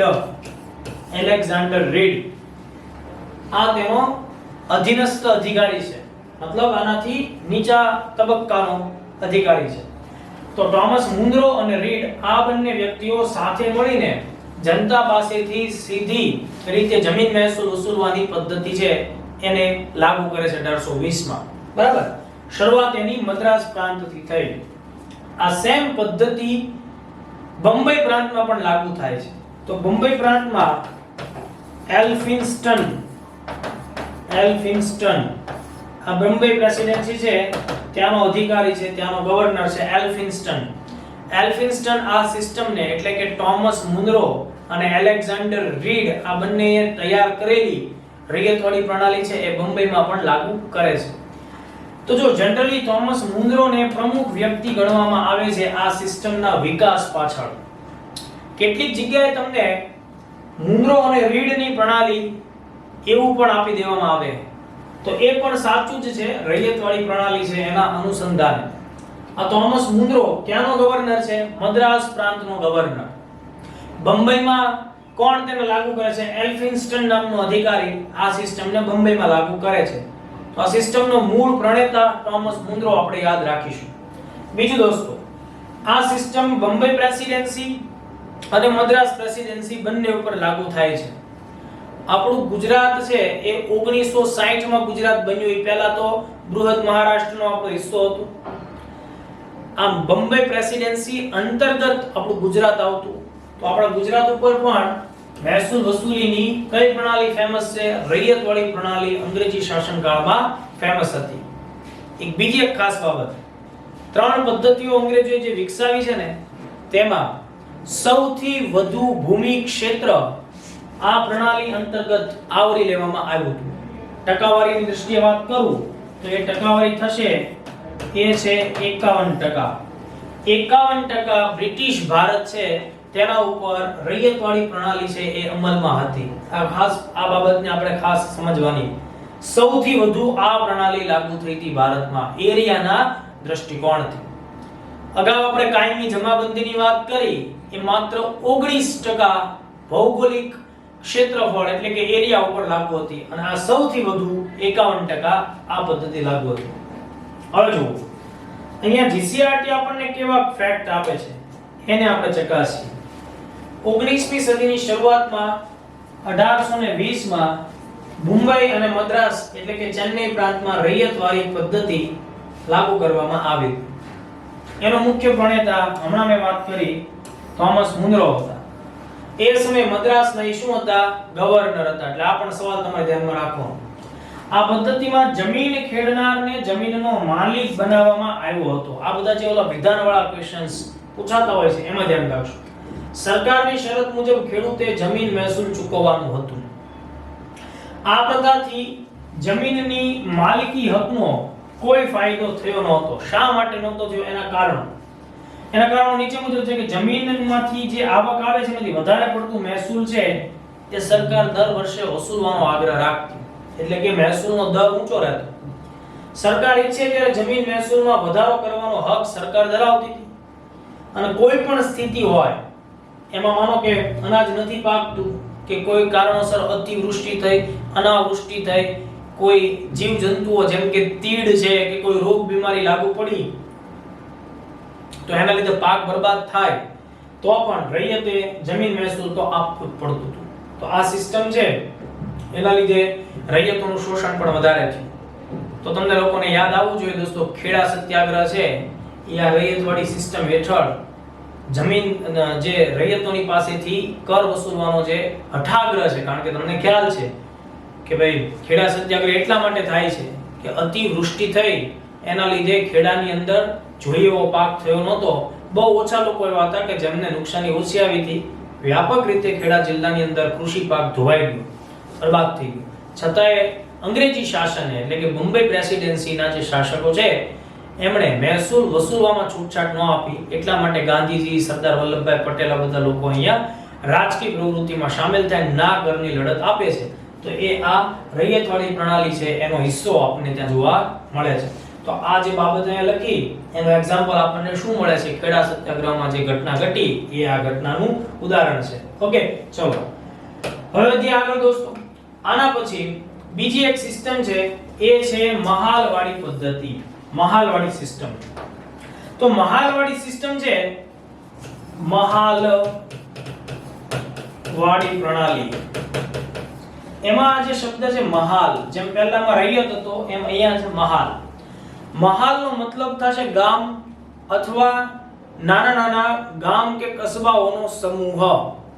તો અંગ્રેજી પ્રશાસન અહીંયા દરેક ખેડૂતની પાસે જઈને જે રૈયતવાડીમાં કેવી રીતે ખેડૂતની પાસે જઈને કર વસૂલવાનો આગ્રહ રાખશે અથવા દરેક ખેડૂત પાસેથી કર વસૂલી કરશે, એનાથી અહીંયા કંઈક અલગ પદ્ધતિ છે. મહાલવાડી હેઠળ આખા ગામનું એક સંયુક્ત મહેસૂલ છે એ ગામનો વડો, મુખી, સરપંચ હોય એની પાસેથી વસૂલવામાં આવે અને એ જે મુખી કે સરપંચ છે એ પોતે ગામના ખેડૂતો પાસેથી અલગ અલગ મહેસૂલનો હિસ્સો છે એ કલેક્ટ કરે છે. એટલે મહાલનો મતલબ થશે ગામ અથવા નાના નાના ગામડાઓનો સમૂહ. આ બાબત આપણે સ્પષ્ટ રાખવાની. આ પદ્ધતિ આપણને ઉત્તર પશ્ચિમ ભારતની અંદર ખાસ કરીને પંજાબ ને એની આસપાસના વિસ્તારોમાં લાગુ થતી જોવા મળે છે. જેમ હમણાં આપણે વાત કરી રૈયતવાડી મુંબઈ અને મદ્રાસમાં, એમ આ ઉત્તર ભારતની અંદર ઉત્તર પશ્ચિમમાં પંજાબ જેવા ક્ષેત્રોમાં લાગુ થાય છે. આ પદ્ધતિ ક્યારે અમલમાં આવે છે? તો જવાબ આપણો હોવો જોઈએ 1822. બરાબર, 1822. આ પદ્ધતિનો વિકાસ કોણ કરે છે? તો કે ભાઈ હોલ્ટ મેકેન્ઝી નામનો અધિકારી. હોલ્ટ મેકેન્ઝી નામનો વ્યક્તિ છે, એટલે અધિકારી છે, એ આ સિસ્ટમની આખું બંધારણ છે તૈયાર કરે છે. તો આટલા ફેક્ટ આપણે ખાસ ધ્યાનમાં રાખવા જોઈએ. હવે જુઓ જીસીઆરટી શું કહે છે. મહાલવારી પદ્ધતિનો અમલ ઉત્તર પશ્ચિમ પ્રાંત અને મધ્ય ભારતના કેટલાક પ્રદેશમાં થયો હતો. હોલ્ટ મેકેન્ઝી છે, આ નામ જો જે હમણાં આપણે ચર્ચામાં લીધું એ જીસીઆરટી માં છે. હોલ્ટ મેકેન્ઝી નામના અંગ્રેજ અધિકારીએ 1822 માં મહાલવારી પદ્ધતિ દાખલ કરી હતી. બ્રિટિશ મહેસૂલી દફતર રેકોર્ડમાં ગ્રામ અથવા ગ્રામના સમૂહ માટે મહાલ શબ્દ પ્રયોગ થતો હતો. મહાલનું એકમ એટલે એક મહાલ એટલે શું? ગ્રામ એટલે કે ગામ પણ હોઈ શકે અથવા ગામનો સમૂહ પણ હોઈ શકે. આ પ્રથા અનુસાર મહેસૂલનું એકમ ખેડૂતનું ખેતર નહીં પણ સમગ્ર ગામ કે ગામની જમીનના સમૂહનો સમાવેશ થતો હતો. જો આ તમને પ્રશ્ન પૂછી શકાય, આવી રીતનો ક્વેશ્ચન આવે કે કઈ પદ્ધતિમાં મહેસૂલ છે એની ગણતરી એક ખેડૂતના ખેતરને ધ્યાનમાં રાખીને નહીં પણ આખા ગામના જેટલા ખેડૂત છે એ બધાના ખેતરને ધ્યાનમાં રાખીને કરવામાં આવતી હતી. તો જવાબ આપણો આવશે દોસ્તો મહાલવાડી. ક્લિયર? આ પદ્ધતિમાં ગામનું સર્વેક્ષણ કરી ખેતર અથવા ખેતરોના ઉત્પાદનની આવક વગેરેને ધ્યાનમાં લઈ જમીન મહેસૂલ નક્કી કરવામાં આવતું. આથી આ પદ્ધતિ મહાલવારી પદ્ધતિ તરીકે ઓળખવામાં આવતી અથવા ઓળખાય છે. જમીન મહેસૂલ વસૂલ કરવાની જવાબદારી ગામના મુખીને સોંપવામાં આવતી હતી. તો આટલી બાબતોને આપણે ખાસ ધ્યાનમાં રાખવી જોઈએ. બરાબર, તો આપણે ત્રણ સિસ્ટમની વાત કરેલી છે. પહેલી આપણે વાત કરી 1793 માં કોર્નવાલિસના સમયમાં લાગુ થઈ એ સિસ્ટમ કાયમી જમાબંધી, જે મુખ્યત્વે આપણને બિહાર બંગાળમાં જોવા મળે છે, વારાણસીમાં જોવા મળે છે, મદ્રાસના દક્ષિણ જિલ્લામાં જોવા મળે છે. એમાં સમગ્ર બ્રિટિશ ભારતનો 19% ભૂમિભાગ કવર થાય. પછી બીજી પદ્ધતિ જોઈ રૈયતવાડી, જેમાં સમગ્ર ભારતનો ભૂમિનો 51% હિસ્સો કવર થાય. ટોમસ મુનરો, એલેક્ઝાન્ડર રીડ એ બંને સાથે મળીને ડેવલપ કરી. એમ છતાંય ટોમસ મુનરોને આપણે રૈયતવાડી પદ્ધતિનો જનક માનીએ. તેની અંદર 51% ભારત હમણાં આપણે વાત કરી કવર થાય છે. મુંબઈ અને મદ્રાસ આ બંને પ્રાંતોમાં રૈયતવાડી લાગુ થાય. હોલ્ટ મેકેન્ઝી 1822 માં આપણી સામે લાવે છે મહાલવાડી પદ્ધતિ, જે ઉત્તર પશ્ચિમ ભારત અને મધ્ય ભારતના કેટલાક વિસ્તાર, ટોટલ એરિયા ગણો દોસ્તો તો 30% જે બાકીનો પોર્શન વધે છે 51 અને 19 ને બાદ કરતા જો 30% એ આમાં કવર થાય છે. તો આ ખૂબ અગત્યની ચર્ચાઓ આપણે ધ્યાનમાં લીધી. હવે જો ભારતમાં કૃષિની શું સ્થિતિ થઈ, આપણે આ મુદ્દાને ધ્યાનમાં રાખીએ. તો જો દોસ્તો ખેતીની સ્થિતિ, આ ટોપિક જીસીઆરટી મતલબ એની સાથે જ તે આપણને આપવામાં આવ્યો છે. તો જો ભારત વિવિધ પ્રકારની કૃષિ વિવિધતાના પાકો તૈયાર કરીને આપતો ફળદ્રુપ પ્રદેશ, જળ સંપત્તિ અખૂટ અને ફળદ્રુપતાવાળી માટી પણ આપણી પાસે ખરી. એટલે દુનિયાભરને આપણે અનાજ પૂરું પાડતા, અન્નના ભંડાર ગણાતા. પણ અંગ્રેજી લોકોએ જે કોલોનિયલ એરામાં ભારતને ઉપનિવેશ બનાવ્યો, એટલે ભારતના જેટલા સંસાધનો છે દોસ્તો, એ માનવ સંસાધન ગણો કે કૃષિ ને જમીનના સંસાધનો ગણો, તેનો ઉપયોગ અંગ્રેજોએ પોતાની સમૃદ્ધિ ખાતર કર્યો. એટલે કૃષિમાં એવા પાકો ઉગાડવા માટે પ્રાધાન્ય આપવામાં આવ્યું જે બ્રિટનની પોતાની જરૂરિયાત મુજબના હોય, ભારતની જરૂરિયાત મુજબના નહીં. ભારતના ખેડૂતો પાસે એવી ખેતી કરાવવામાં આવી જે મોટા ભાગે ઔદ્યોગિક જરૂરિયાતો બ્રિટનની છે તેને સંતોષે. અને એના લીધે લાંબા ગાળે શું થયું? લાંબા ગાળે ભારતમાં અનાજની તંગી સર્જાણી. ભારતની અંદર અપૂરતું અનાજ હોવાને લીધે બજારોની અંદર ભાવ વધારા થયા, ઓકે, એના લીધે કાળો બજારી થયું, લોકો ભૂખથી તડપવા લાગ્યા, દુષ્કાળ પડવા લાગ્યા, લોકો પાસે અનાજ નથી અને એમના મહામૂલ્ય વાળા જે જીવન છે એ બધા દુષ્કાળનો ભોગ બનવા લાગ્યો. હવે આમાંથી કેટલાક મુદ્દાઓ છે એમાં આપણે જોઈએ. બંગાળમાં દીવાની સત્તા મેળવ્યા પછી કંપનીનો મુખ્ય ઉદ્દેશ યુરોપમાં જેની માંગ હોય તેવી વસ્તુઓ ભારતમાંથી પ્રાપ્ત કરવાનો હતો. એટલે એણે બંગાળ, બિહાર અને ઓડિશા જેવા એ સમયના સમુદ્ર કાંઠા ધરાવતા અથવા સમૃદ્ધ પ્રદેશો હતા એના ઉપર પોતાની સત્તા સ્થાપી. બરાબર, એટલે સમૃદ્ધ પ્રદેશો મેં તમને અગાઉ કીધું છે પહેલા લેક્ચરમાં કે શા માટે સમૃદ્ધ છે. કાંપની જમીન, બ્રહ્મપુત્રા જેવી નદી, ગંગા જેવી નદી, બરાબર, મહાનદી, આવી બધી નદીઓ સતત કામ પાથરે, પાણી આપે તો ડગલો, પુષ્કળ માત્રામાં ફળદ્રુપતા, પુષ્કળ માત્રામાં અનાજ ઉત્પાદન, એ બધું હતું. એટલે જ એ લોકોએ આ બંગાળવાળા એરિયાને ટાર્ગેટ કર્યો. કંપની ભારતના ખેત પેદાશોના ખરીદ વેચાણના બજારો ઉપર પોતાનો ઇજારો સ્થાપવા માંગતી હતી. મતલબ કે બીજા હરીફોને દૂર કરી એકમાત્ર ખરીદ વેચાણ કરતી ઈસ્ટ ઇન્ડિયા કંપની હોય એટલે લોકોએ ઈચ્છે ન ઈચ્છે એની સાથે જ વ્યવહાર કરવો પડે. ઇંગ્લેન્ડમાં નિકાસ કરવાની જે જરૂરી વસ્તુઓ હતી એમાં ખેત પેદાશો સૌથી મુખ્ય હતી.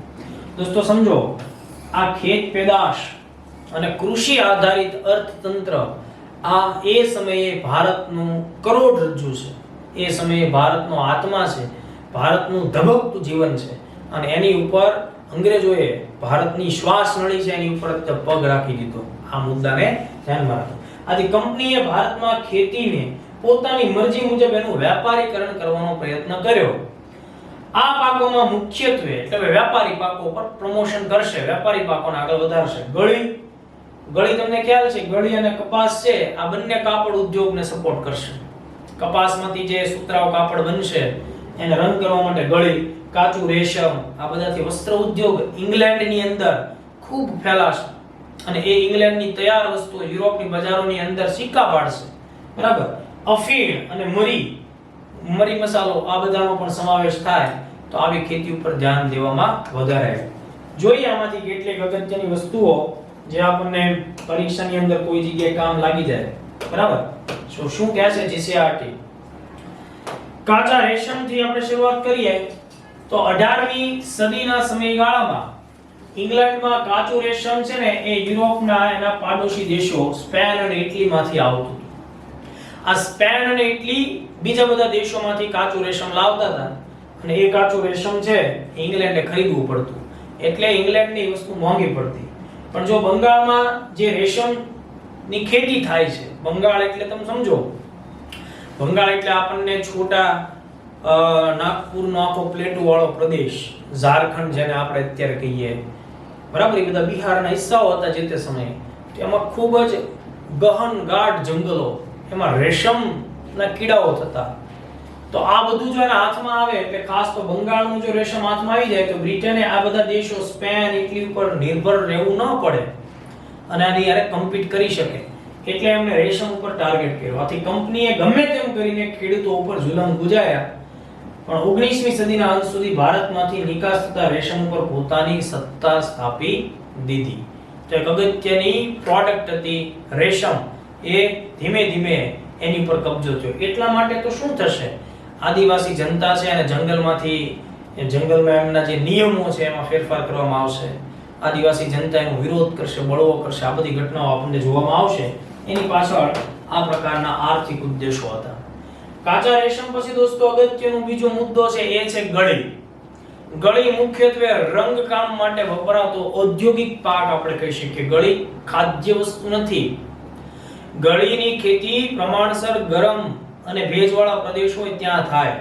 બરાબર, હવે આ જે ગળી છે એની ખેતી કરવી એ પણ તકલીફ વાળી હતી, કારણ કે ગળીના જે ફૂલ આવે છે એ ફૂલને સૂકવી અને એમાંથી રંગ બનાવવાનો છે, એની પેસ્ટ બનાવીને. એ કામ જે છે, મતલબ કે તમે ગળીનો છોડ છે એના બીજ વાવો છો, એમાંથી છોડ તૈયાર થાય, એની પર ફૂલ આવે, એ ફૂલમાંથી તમે ગળીની પેસ્ટ બનાવો, એ આખી પ્રક્રિયા 1 વર્ષનો સમય માંગે. બીજું, ગળીની ખેતીમાં પાણી પણ ખૂબ જોઈએ, મહેનત મજૂરી પેસ્ટ બનાવવા માટે ખૂબ જોઈએ. એટલે એટલા માટે માનવ સંસાધન પણ ગળીમાં વધુ ખર્ચાય, જમીન જળ પણ વધુ ખર્ચાય. તો જોઈએ ગળી વિશે શું બાબત આપણી સામે આવે. ગળી રંગકામમાં વપરાતું દ્રવ્ય હતું જેનો છોડ ગરમ પ્રદેશોમાં થાય એની મોટી માંગ હતી. કાપડ ઉપર ભારતની ગળીનો રંગ ચમકતો હોય તે રીતે ઉપસતો હતો, કારણ કે ભારત ઉપોષ્ણકટિબંધીય ક્ષેત્રમાં પોતાનું સ્થાન ધરાવે છે, તો અન્ય પ્રાંત કરતા અહીંની સારી ગળી થતી. આવો રંગ અન્ય ગળીથી ઉપસતો હતો નહીં, એટલા માટે સુતરાઉ કાપડને રંગવામાં ગળીનો ઉપયોગ થતો હતો. જીસીઆરટી આપણને આવી વાત કહે છે. 1790 સુધી યુરોપિયન દેશમાં ગળીનો પુરવઠો ક્યાંથી આવતો? કેરેબિયન દેશ. કેરેબિયન દેશ એટલે જે મધ્ય અમેરિકામાં આવેલા દેશો, ઉત્તર અમેરિકા, મધ્ય અમેરિકાની વચ્ચે એટલાન્ટિક અને પેસિફિકની વચ્ચેના જે બધા નાના નાના ટાપુ દેશ છે, જમૈકા, વેસ્ટ ઇન્ડીઝ, બરાબર, એ બધા દેશ, તો એમાંથી ગળી આવતી. પણ એનું ઉત્પાદન ઘટવાથી ભારતીય ગળીની માંગ વધવા લાગી. આથી અંગ્રેજો ભારતમાં પોતાની હુકુમત હેઠળના પ્રદેશમાં યુરોપિયનોને વસાવીને ગળીનું ઉત્પાદન વધારવા લાગ્યા. બીજી એક બાબત, ભારતમાં છે ને ફ્રેન્ચ લોકોએ તે ગળીના વિકાસમાં ઘણો ફાળો આપેલો છે, બરાબર. તો ફ્રેન્ચ લોકોની ભૂમિકા હતી ભારતની અંદર ગળીની ખેતીને ડેવલપ કરવામાં, એની થોડી વૈજ્ઞાનિક પદ્ધતિઓને વિકસાવવામાં. પણ અંગ્રેજોને રાજકીય રીતે ફાયદો થયો, એટલે આવો આર્થિક વેપારી ફાયદો પણ વધુ માત્રામાં અંગ્રેજોને થાય છે. હવે જો એનસીઈઆરટી ટેક્સ્ટ બુક્સમાં જે પેરેગ્રાફ આપેલા છે એ જ પેરેગ્રાફનું જીસીઆરટી એ ટ્રાન્સલેશન કરેલું છે, અને અહીંયા આપણને જાણવું ગમશે એવા ટાઇટલ હેઠળ એ મુદ્દો આપેલો છે. ભારતમાં ગળીના ઉત્પાદનની બે પ્રથા હતી, આ ધ્યાનમાં રાખજો. પોઈન્ટ ઓફ વ્યૂ પ્રિલિમ આ વસ્તુ પૂછી શકાય. એક સિસ્ટમ હતી જેને કહેવાતું હતું નીજ, અને બીજી હતી રૈયતી પ્રણાલી. ગળી ઉત્પાદનમાં દોસ્તો નીજ પ્રકારની પદ્ધતિથી ગળીનું ઉત્પાદન થાય તેનો મતલબ આપણે એવો સમજવાનો કે જે ખેડૂત છે, જે જમીનદાર છે, એ ગળીનું ઉત્પાદનમાં સંપૂર્ણપણે પોતાના જ સાધનોનો ઉપયોગ કરે છે. રૈયતીમાં શું થાય કે ખેડૂત ગળીનું વાવેતર કરે છે, પણ એને ખેતીના ઉત્પાદન માટે જે ખર્ચ મળે છે એ અંગ્રેજી કંપની અથવા અંગ્રેજી શાહુકારો કે વેપારીઓ પાસેથી અગાઉ ટકાવી ઋણ મેળવીને એ ખેતી કરે છે. તો સમજીએ, નીજ પ્રથામાં ઉત્પાદકો જે હતા એ પોતાના જ હળ, બળદ અને ઓજારનો ઉપયોગ કરી ખેતી કરતા. છોડ તૈયાર થાય ત્યારે કાપીને કાચો માલ કારખાનામાં પહોંચાડવામાં આવતો. જ્યારે રૈયતી પ્રથામાં ખેડૂત પોતાની જમીન ઉપર ગળીનું વાવેતર કરતો અને તૈયાર થાય ત્યારે બાંધ્યા ભાવે કારખાનેદારને વેચતો. આ પદ્ધતિમાં કારખાનેદાર ખેડૂતને લોન ધીરતો, ટકાવી ઋણ. પાક ઉત્પન્ન નથી થયો એ પહેલા અગાઉથી જે લોન આપવામાં આવે એને ટકાવી ઋણ કહેવાય. ટકાવી ઋણ અહીંયા આપવામાં આવતું, બરાબર. તો શું થતું? મોટાભાગનું ઉત્પાદન આ પ્રથાથી એટલે રૈયતી પ્રથાથી થતું. મતલબ ગળીની ખેતી કરતો ખેડૂત છે એ અગાઉથી કારખાનેદાર છે એની પાસેથી નાણાં મેળવતો, પાકનું વાવેતર કરે છે ત્યારથી, અને એ નાણાંનો ઉપયોગ કરી અને ખેતી આગળ વધારતો. જેને લીધે શું થયું કે આ રૈયતી પ્રકારની ગળીની ખેતી કરતો જે ખેડૂત છે, આ ખેડૂત ભાઈ કારખાનેદારને તાબે થશે, એને આધીન થઈ જશે, કારણ કે એનું એની પર ઋણ છે. એટલે હવે શું થશે, જ્યારે પાક તૈયાર કરીને ત્યાં જશે ત્યારે એને યોગ્ય ભાવ કિંમત મળશે નહીં, અને એ ઋણ જાળમાં આ ખેડૂત ફસાઈ જશે. અંગ્રેજોએ આવી પદ્ધતિ ઊભી કરી, બરાબર. તો હવે જોઈએ આપણે જીસીઆરટી માં આગળ શું કહેવા માંગે છે. કારણ કે ગળીના ઉત્પાદકોને આ બધું લાભદાયી હતું, રૈયતી પ્રકારની ગળીનું વાવેતર છે તે. એક તો તેના ભાવ નીચા બાંધવામાં આવતા, જે તૈયાર થઈને વસ્તુ આવે છે તે, જે મેં તમને હમણાં વાત કરી, અને ખેડૂતને તેનું વાવેતર કરવા માટે મજબૂર કરવામાં આવતો. તો આ આખી બાબત થઈ. જો એ ખેડૂત એનો ઇનકાર કરે તો તેના ઉપર જુલમ ગુજારવામાં આવતો, એને માર પણ મારવામાં આવતો, બરાબર, એમને બાંધી રાખવામાં આવતો, ભૂખ્યો તરસો રાખવામાં આવતો, એના પાકનો નાશ કરવામાં આવતો. ખેડૂતો ઉપર ઉત્પાદકોની ધાક જાળવી રાખવા કંપનીના મળતિયાઓ અનેક પ્રકારની ગેરરીતિઓ આચરતા, ખોટા હિસાબો રાખતા, ખેડૂત પાસેથી ફરજિયાત વાવેતર કરાવતા. કંપનીના શાસકો તેના અમલદારો ગળીના ઉત્પાદકો એકબીજા સાથે ગળીના ઉત્પાદકો સાથે મળેલા હતા, એટલે ખેડૂતોની કોઈ જ ફરિયાદ સાંભળવામાં આવતી નહીં. એટલે ગળીની ખેતી છે એમાં વ્યાપક મહેનત જોતી, ખૂબ તાકાત લગાવવી પડતી, અને યોગ્ય વળતર મળતું નહીં, એટલા માટે થઈને ગળીની ખેતી ઘણા બધા વિદ્રોહોનું કેન્દ્ર બિંદુ કારણ બનશે. જો અહીંયા આપણને થોડીક વિગત આપવામાં આવી છે, બરાબર. શું છે એ વિગત આપણે ચકાસીએ. 1859-60 માં આ વર્ષમાં ગળીનો વ્યાપક વિરોધ થશે, બરાબર. ગળીનો વ્યાપક વિરોધ, બરાબર. 1859-60 ગળીની ખેતીથી શોષિત થયેલા ખેડૂતો છે એ વિદ્રોહ કરશે. એટલે આ જે વિસ્તાર છે એ વિસ્તાર છે બંગાળ. ગળી વિદ્રોહ ક્યાં આપણને જોવા મળે છે? બંગાળમાં, બરાબર. એને હિન્દીમાં નીલ વિદ્રોહ પણ કહેવાય, ગુજરાતીમાં ગળી વિદ્રોહ કહેવાય, અંગ્રેજીમાં તેને ઇન્ડિગો રિવોલ્ટ આવા નામથી ઓળખવામાં આવે. વર્ષ એના શું યાદ રાખવાના છે આપણે? 1859-60. એરિયા કયો? બંગાળ. નીલ વિદ્રોહ, ગળી વિદ્રોહ અથવા ઇન્ડિગો રિવોલ્ટ, બરાબર. આ નીલ વિદ્રોહના મુખ્ય નેતા તો બે સગા ભાઈઓ અહીંયા આપણને ખેડૂત લીડર તરીકે જોવા મળે છે, બરાબર.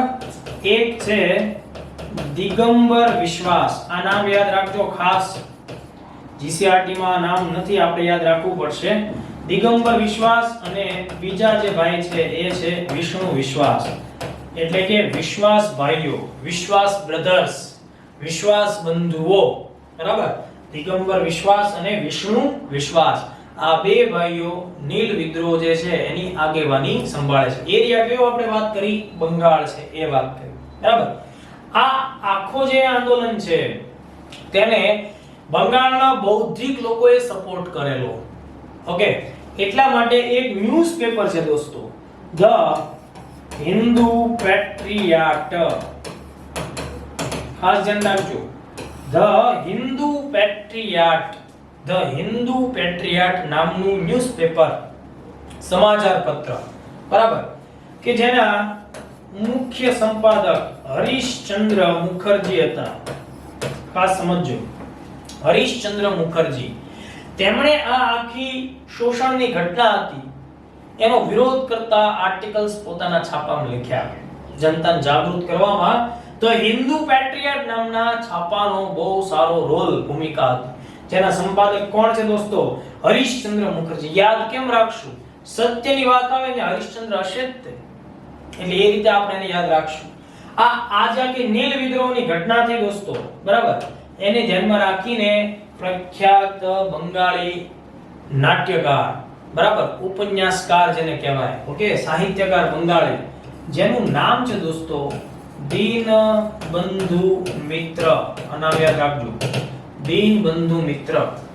બંગાળી ઉપન્યાસકાર, નાટ્યકાર, બરાબર, સાહિત્યકાર, જેનું નામ છે દીનબંધુ મિત્ર. તેમણે ગળી વિદ્રોહને ધ્યાનમાં રાખીને એક નાટક પણ લખ્યું જેનું નામ છે નીલ દર્પણ. નીલ દર્પણ નામનું નાટક. તો નીલ દર્પણ નામનું નાટક જે છે દોસ્તો દીનબંધુ મિત્રએ લખેલું છે. એનો મૂળ ઉદ્દેશ્ય ઇન્ડિગો રિવોલ્ટની બાબત છે તે. ઓકે, આ નીલ દર્પણ કઈ ભાષામાં લખાય છે? બંગાળીમાં લખાય છે. આ નીલ દર્પણ નાટક છે તેનો અંગ્રેજીમાં એક પણ અનુવાદ થાય છે, અંગ્રેજી ભાષામાં અનુવાદ થાય છે. એ કોણ કરે છે? માઇકલ મધુસૂદન દત્ત નામના વ્યક્તિ દ્વારા આ નીલ દર્પણ નામનું જે નાટક છે તેનો અનુવાદ બંગાળીમાંથી અંગ્રેજીમાં થાય છે. તો આવી રીતે શું ઘટના જોવા મળી? ખેતીની પ્રવૃત્તિ, તેમાં શોષણ, તેના લીધે નવજાગરણની બાબત એટલે કે વિરોધ, અને એની અસર આપણને ક્યાં જોવા મળે છે? સાહિત્યમાં પણ રિફ્લેક્ટ થાય છે.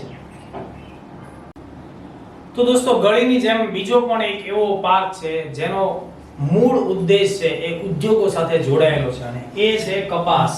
તો જેમ આપણે વાત કરી એ પ્રકારે ગળી પૂર્વ ભારતનો મહત્વનો વેપારી અથવા તો રોકડીયો પાક છે, એ રીતે કપાસ છે એ પશ્ચિમ ભારતનો મહત્વનો વેપારી પાક છે.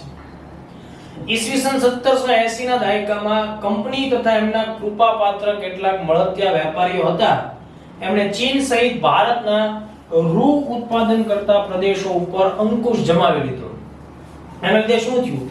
કંપની ખેડૂતોને તે વખતે બજાર ભાવ કરતા ઓછા ભાવે એ કપાસ વેચવું પડે એવી એણે ખેડૂતોને ફરજ પાડી.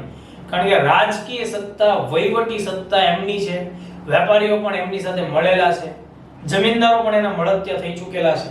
એના લીધે ખેડૂતોએ મહા મહેનતથી ઉત્પાદિત કરેલું રૂ એટલે કે કપાસ છે એ એમને કંપની નક્કી કરે એ ભાવે આપવું પડે, આવી ખેડૂતોની દયનીય સ્થિતિ કરી. ખેડૂતોને કપાસના યોગ્ય ભાવ ન મળવાથી એ લોકો થઈ ગયા પાયમાલ. તો આ રીતે અલગ અલગ કૃષિ ઉત્પાદનોની આ સ્થિતિ થઈ. આ સિવાય એ સમયે ભારતમાં શેરડી, ચા, અફીણ, મરી મસાલા આ બધા પણ મહત્વના વેપારી પાકો હતા. તો જે પદ્ધતિ કાચા રેશમ સાથે થઈ, જે પદ્ધતિ ગળી સાથે થઈ, જે પદ્ધતિ કપાસ સાથે થઈ, એ જ રીતે આ બધા પાકો જે એરિયામાં એનું ઉત્પાદન થતું હતું, ખેતી થતી હતી, તો એ બધા ઉપર અંગ્રેજોએ પોતાનો કબજો જમાવ્યો. અંગ્રેજો આ પાકોને નીચા ભાવે ખરીદતા અને ખરીદવા માટે પોતાની રાજકીય સત્તાનો શું કરતા? દુરુપયોગ કરતા. ખેડૂતોને વાવેતર માટે અગાઉથી ટકાવી ઋણ આપવામાં આવતું, ધિરાણ આપવામાં આવતું. ખેડૂતો એના લીધે કેવા બન્યા? દેવાદાર બન્યા.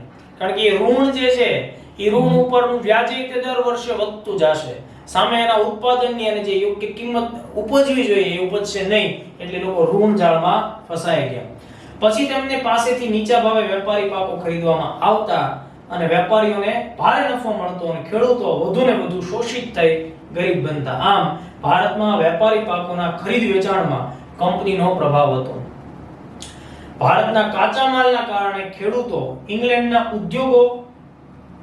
નબળા પડ્યા અને ઇંગ્લેન્ડના જે ઉદ્યોગો છે એ કેવા થયા? સમૃદ્ધ બન્યા. આમ કંપની ભારતમાં વેપારી પાકો ઉપર પોતાની સત્તા સ્થાપવા માંગતી હતી અને વેપારી પાકોને લીધે એણે આ વસ્તુ કરી પણ ખરી. મોટી સંખ્યામાં ખેડૂતો છે જમીન વિહોણા થયા, જમીનદારો છે એ બધા પણ એની સ્થિતિ નબળી પડતી ગઈ. ખેડૂતો છે એ ખેત મજૂર બનવા લાગ્યા, એમાંના કેટલાક લોકો ડકેતી અને લૂંટફાટ તરફ પણ વળ્યા. તો આપણે આ આખા મુદ્દામાં શું જોયું કે ભાઈ ભારતમાં 1757 થી 1857 સુધીનો જે સમયગાળો છે, આ સમયગાળામાં એક આયોજિત રીતે ઈસ્ટ ઇન્ડિયા કંપનીએ ભારતની આવક, ભારતનું જે મુખ્ય સોર્સ, જે રોજગારનો સ્ત્રોત છે, મેં અગાઉ પણ વાત કરી એમ ભારતની ધડકન કૃષિ ઉપર કબજો જમાવ્યો અને એ કૃષિને ઇન્ડસ્ટ્રીયલ એગ્રીકલ્ચરમાં તબદીલ કરી. આગળ વધીએ પહેલા વર્લ્ડિંગ બોક્સ એકેડમી ભાવનગર છે તેની કેટલીક અગત્યની જાહેરાત આપ સમક્ષ રજૂ કરવાની છે. નવી general batch world in box academy Bhavnagar ખાતે બપોરે 2 થી 4 ના સમયમાં શરૂ થઈ રહી છે. દોસ્તો, વર્લ્ડિંગ બોક્સ એકેડમી ભાવનગર સાથે સંપર્ક સાધો 7575060404. ગિરિકંદરા પ્લાઝા કોમ્પ્લેક્સ છે, SBI રોડ નજીક ભાવનગરમાં, નંદાલય હવેલીની બાજુમાં સરદારનગર ખાતે આપણી એકેડમી આવેલી છે. તો આ ફોન નંબર ઉપર આપણે ફોન કરી શકો. ભાવનગર જિલ્લા અને આસપાસના વિસ્તારના લોકો છે, ઉમેદવારો, એ આ એકેડમી જોઈન કરી શકશે અને વર્ગ 3 ની બેસ્ટ પ્રિપરેશન ત્યાં થઈ શકશે. હવે આગળના ટોપિકમાં જનજાતીય લોકોનું શું એની પરિસ્થિતિ બની તેના ઉપર આપણે ચર્ચા કરીએ. તો દોસ્તો, જે રીતે અંગ્રેજોની શોષણકારી નીતિને લીધે ભારતની કૃષિ અને ખેડૂતોનું પતન થયું, આવી જ રીતે ઈસ્ટ ઇન્ડિયા કંપનીની શોષણની નીતિ જ્યારે જંગલ વિસ્તાર ઉપર અને વન પેદાશ ઉપર એની નજર જ્યારે મંડાણી, ત્યારે વન પેદાશોનું પતન થશે અને જંગલમાં રહેતી મૂળ આદિવાસી પ્રજા, જનજાતિ પ્રજા છે, એમના જીવન ઉપર, એમની સાંસ્કૃતિક બાબતો ઉપર, એમની સામાજિક વ્યવસ્થા ઉપર, બરાબર, એમની આર્થિક જે પણ આયોજનો છે બધા ઉપર પણ વિપરીત અસર, નકારાત્મક અસર આપણને જોવા મળશે. એટલે એ લોકો પણ પોતાના અધિકારો ઉપર જ્યારે ઈસ્ટ ઇન્ડિયા કંપની તરાપ મારે છે, આવું જ્યારે અનુભવશે, ત્યારે એ પણ એમનો સામનો કરશે, બળવો કરશે અને પોતાનામાં કેટલીક ક્રાંતિ લાવવાની કોશિશ કરશે. તો આ ચેપ્ટરમાં જનજાતીય અસરો છે એને પણ આવરી લેવાનો પ્રયત્ન જીસીઆરટી દ્વારા થયેલો છે. તો જો અંગ્રેજોની વેપારી શોષણ નીતિને કારણે ઘણા પ્રદેશોમાં ખેડૂતો અને જનજાતિ પ્રજાએ બળવો કર્યો. આ સમયે જનજાતિઓની સ્થિતિ કેવી હતી તો એ અંગેની થોડી ડિટેલ આપણે જોવી પડશે. ભારતમાં 18મી 19મી સદીની અંદર મધ્ય ભારત, ઉત્તર પૂર્વ ભારત, પશ્ચિમ ભારત એમ અલગ અલગ તમામ પ્રકારના ભારતના વિસ્તારોમાં અલગ અલગ જનજાતિઓ છે એનું નિવાસસ્થાન આપણને મૂળ તો પહાડી અને જંગલ વિસ્તારોમાં જોવા મળે છે, બરાબર, જેમાં ખોંડ, સંથાલો, મુંડાઓ, કોયાઓ, કોલ, ગોંડ, ભીલ એ બધા વગેરે લોકોનો સમાવેશ આવી જનજાતિ લોકોમાં થાય છે. ઝારખંડ રાજ્યમાં હજારીબાગ જે ક્ષેત્ર છે આ એક ધ્યાનમાં રાખવા જેવી બાબત છે. હજારીબાગનો જે વિસ્તાર હતો દોસ્તો એમાં સંથાલ જાતિ છે, સંથાલ જાતિના આદિવાસીઓ છે એના સમૂહો અહીંયા વસતા હતા. આ એક આઈએમપી પ્રશ્ન છે. ઝારખંડ રાજ્યના હજારીબાગનો જે વિસ્તાર છે તેમાં સંથાલ આદિવાસીઓ રહે છે. બરાબર, આ વસ્તુ આપણે ધ્યાનમાં રાખવાની. બીજું, આ સંથાલ લોકો જે છે એ મુખ્યત્વે રેશમ કીડા ઉછેરવામાં પારંગત હતા. રેશમ કીડાઓ જે ઉછેરે છે એમાંથી કાચું રેશમ બને છે અને આપણે હમણાં અગાઉ વાત કરી છે એ મુજબ કાચા રેશમની તો ઈસ્ટ ઇન્ડિયા કંપનીને તાતી જરૂર હતી. એટલે એ શું કરશે કે આ સંથાલ લોકોને આ બધું કાચું રેશમ સસ્તા ભાવે કંપનીને મળી જાય, બરાબર, એ પ્રકારનું પ્રેશર કરશે. ઓકે, એટલે એ લોકોનું જે જીવન છે, બરાબર, એમાં ઇન્ટરફિયર આવશે કોનું? ઈસ્ટ ઇન્ડિયા કંપનીનું. અને બીજી એક ખાસ બાબત તમે લોકો દિમાગમાં ઉતારી લો, તે એક વ્યક્તિનું હું નામ લખું છું. એ વ્યક્તિનું નામ તમારે ખાસ યાદ રાખવાનું છે. એ છે બાબા તિલકા માઝી. બાબા તિલકા માઝી. દોસ્તો, આ જે વ્યક્તિ છે એ ઝારખંડની અંદર સંથાલ જાતિના જ એક ખૂબ અગત્યના લીડર હતા, જેમણે ભારતની અંદર સૌ પ્રથમ વખત અંગ્રેજોની ખિલાફમાં જનજાતીય બળવો કરેલો, એટલે કે આદિવાસી બળવો કરેલો. તો જો પરીક્ષા માટે ખૂબ આઈએમપી બાબા તિલકા માઝીનું નામ, બરાબર, એ કોણ હતા? એ સંથાલ આદિવાસી સમૂહના નેતા હતા, એટલે પોતે સંથાલ હતા. આ સંથાલ લોકો ક્યાં વસે છે? ઝારખંડ રાજ્યની અંદર હજારીબાગનો જે વિસ્તાર છે તેની અંદર. ઓકે, બાબા તિલકા માઝીને આપણે યાદ શા માટે કરીએ છીએ?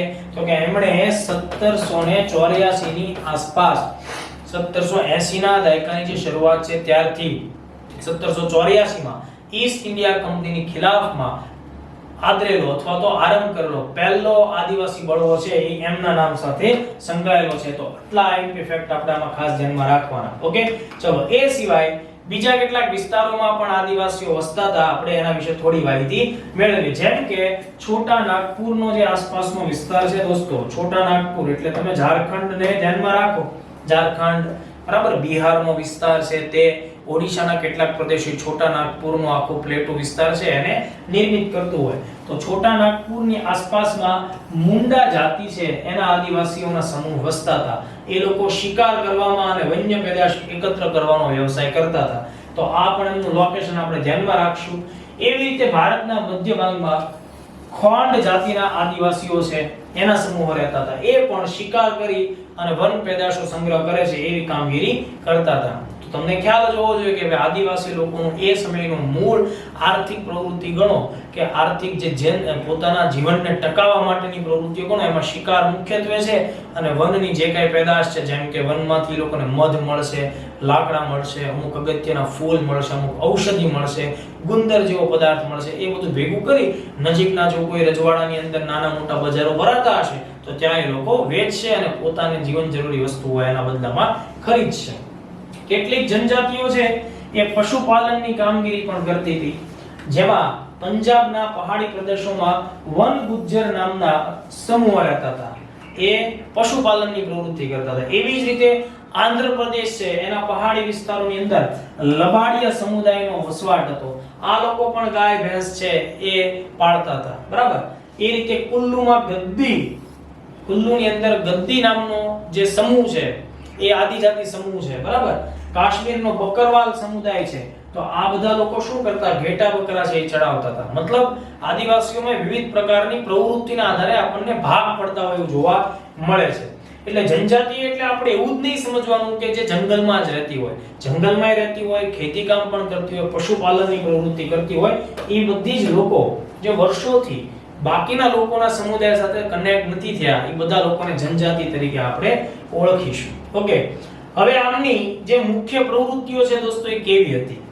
હમણાં વાત થઈ એ રીતે કે ખોરાક એકઠો કરીને આ લોકો પોતાનું જીવન જીવતા હતા, પશુપાલનની પ્રવૃત્તિ સાથે સંકળાયેલા હતા અને બદલાતી ઋતુ મુજબ એ ઘેટા બકરા કે ગાય ભેંસનું જે પશુધન છે એને લઈને એક સ્થળથી બીજા સ્થળે જતા. બરાબર? એટલે એમ કહી શકાય કે ચરવાહા પ્રવૃત્તિ તો છે જ તે, પણ એની જે જીવનની પદ્ધતિ છે એ સ્થાયી નથી. એ મોટા ભાગે કેવી છે? સ્થળાંતરિત છે. ખાસ તો એ લોકો સમૂહમાં રહેતા હોય, નદી કાંઠાના વિસ્તારમાં રહેતા હોય, ત્યાં થોડો સમય રહેશે, મોસમ ઋતુ બદલાશે, એ જરૂરિયાત મુજબ જંગલોમાં અલગ અલગ વિસ્તારોમાં જઈ અને લાકડા ઘાસના પોતાના મકાનો બનાવી અને રહેતા હતા. ઓકે, જેવી રીતે ખોણ સમુદાયના લોકો ટોળીઓ બનાવીને સમૂહમાં શિકાર કરતા, જંગલમાંથી ફળ, કંદમૂળ, ઔષધિઓ, જડીબુટ્ટીઓ આવું બધું એકત્ર કરતા, એમાંથી જે વસ્તુઓ મળે છે, બરાબર, એને શું કરતા? સ્થાનિક બજારોમાં વેચતા પણ ખરા. આ રીતે એ લોકોનું નાનું મોટું કામગીરી ચાલતી. બરાબર. બીજું આવી જ કેટલીક પ્રવૃત્તિના કેટલાક ઉદાહરણો જોઈએ. એમાં એક પ્રવૃત્તિ છે ખેતી. તો સામાન્ય રીતે દોસ્તો ખેતી છે એના બે પ્રકારો પડે. એક સ્થાયી ખેતી અને એક સ્થળાંતરિત ખેતી. તો જો સ્થાયી ખેતી એવી છે કે કેટલાક સમુદાયો છે એ ચોક્કસ એરિયામાં સ્થાયી થશે. મોસમ ઋતુ પ્રમાણે પોતાના સ્થાન નહીં બદલે. સ્થાયી ખેતી કરશે એટલે ચોક્કસ એરિયામાં જંગલને સાફ કરી અને પોતાની જીવન જરૂરિયાતની વસ્તુઓનું ઉત્પાદન કરશે. સ્થાયી ખેતી કરશે એટલે સ્વાભાવિક છે ખેતી માટે પ્રાણીઓની જરૂર પડશે, એટલે પશુપાલન પણ સ્થાયી ધોરણે કરશે. એટલે ખેતી, પશુપાલન આ બધું સ્થાયી ધોરણે એ લોકો કરશે. બરાબર? તો એવા લોકોમાં આપણને કોણ જોવા મળે છે? છોટા નાગપુરમાં મુંડાઓ અને ગોંડ, સંથાલો, આ બધા લોકો સ્થાયી ખેતી કરનારા સ્થાયી આદિવાસી સમુદાય છે, જે ચોક્કસ જગ્યાએ રહેશે, ત્યાં એની વસ્તી બનશે, ત્યાંના ગામડાઓ બનશે. બરાબર? આ બધા લોકો જે સ્થાયી રીતે ખેતી કરે છે અને સ્થાયી જીવન જંગલમાં જીવે છે, એમના કેટલાક સ્થાયી અધિકારો પણ એમને મળવા પાત્ર થયા. એનાથી વિપરીત કેટલાક એવા લોકો છે દોસ્તો કે જે સ્થાયી ખેતીની જગ્યાએ અસ્થાયી અથવા તો સ્થળાંતરિત ખેતી કરે છે. જે કોઈ ચોક્કસ એરિયામાં પડાવ નાખશે, ત્યાંનું જે ઘાસ છે, ઝાડ છે, એ બધી જગ્યાને સાફ કરશે, થોડો ટાઈમ ખેતી કરશે, પાક ઉત્પાદન થશે, ઉત્પાદન લીધા પછી એ જે પણ કઈ વધુ ઘટ્યું એનું રેસિડ્યુ છે એને સળગાવી નાખશે. બરાબર? અને ત્યાંથી બીજી જગ્યાએ જશે. એટલે આપણે એને બીજી રીતે કહીએ તો ઝૂમ ખેતી પણ કહેવાય. બરાબર? ઝૂમ ખેતી પણ કરશે. એ લોકો સ્થાયી નથી. જ્યારે અહીંયા શું છે? સ્થાયી લોકો છે. એનો જે વડો હોય છે, બરાબર, એને મુક્તાદાર પણ કહેવામાં આવે છે. બરાબર? જે લોકો સ્થાયી ખેતી કરતા હોય છે અથવા તો આદિવાસી લોકોનો જે વડો છે, ઓકે, આદિવાસી લોકોના વડાને શું કહેવાય? મુક્તાદાર. મુક્તાદાર, આ તમારે ધ્યાનમાં રાખવાનું. મુક્તાદાર એટલે આદિવાસી સમુદાયનો સરપંચ, એનો વડો, એનો જે કબીલો છે એનો હેડ. બરાબર? આ મુક્તાદાર પ્રણાલી છે એ મુઘલ કાળમાં એને ડેવલપ કરવામાં આવેલી છે. આ મુક્તાદાર છે એની ઉપર બધા ઉપર દેખરેખ છે મનસબદાર નામનો મુઘલ અધિકારી હતો, એ રાખતો. આ મુક્તાદાર લોકો છે એની જવાબદારી શું આવતી? પોતાનો જે સમુદાય, કબીલો છે એનું રક્ષણ કરવાનું, અને એના બદલામાં સમગ્ર કબીલો છે એ આ મુક્તાદાર લોકો હોય એને ભેટ સોગાદો આપે. બરાબર? એનું માન સન્માન રાખે. એટલે આદિવાસી કલ્ચરમાં મુક્તાદાર એક ઊંચી પોસ્ટ થશે. હવે શું થશે? અંગ્રેજી હસ્તક્ષેપ આવશે એટલે મુક્તાદારોની જે સત્તા છે એમાં ઘટાડો થશે. બરાબર? એની જવાબદારીઓ વધશે. એટલે આ બધાને લીધે શું થશે? સંઘર્ષ આપણને જોવા મળશે. ઓકે, તો જો ઈસ્ટ ઇન્ડિયા કંપનીએ જનજાતિઓનો વિકાસ છે એ કંપનીને કેવો લાગે છે? ભયરૂપ. એટલે એ એની પર અંકુશ લગાડવાની કોશિશ કરશે, કારણ કે કંપનીને જંગલની પેદાશ ઉપર પોતાનો અધિકાર સ્થાપવો છે. એટલે એને જનજાતીય સમુદાયના મુખિયાઓ, એટલે જે હમણાં આપણે વાત કરી મુક્તાદાર, એમની સત્તા ઉપર કાપ મૂક્યો. આ મુખિયાઓએ કંપનીના નિયમોનું પાલન કરવું પડતું હતું. બરાબર? અને ચોક્કસ નજરાણા એને આપવા પડતા હતા. કંપનીએ નિયમ બનાવ્યા કે અમુક ચોક્કસ એરિયામાં તમારે પ્રવેશ નહીં કરવાનો. બરાબર? તો આ આદિવાસીઓ માટે તો એ અસહ્ય હતું. આ જંગલ અમારું છે, આ ધરતીના અમે સ્વામી છીએ, આ ધરતીના અમે માલિક છીએ, અને તમે કંપનીવાળા એવા નિયમો કેવી રીતે બનાવી શકો? એટલે આગળ જઈ તકલીફો પડશે. આથી એમની સ્વતંત્રતા છીનવાઈ ગઈ.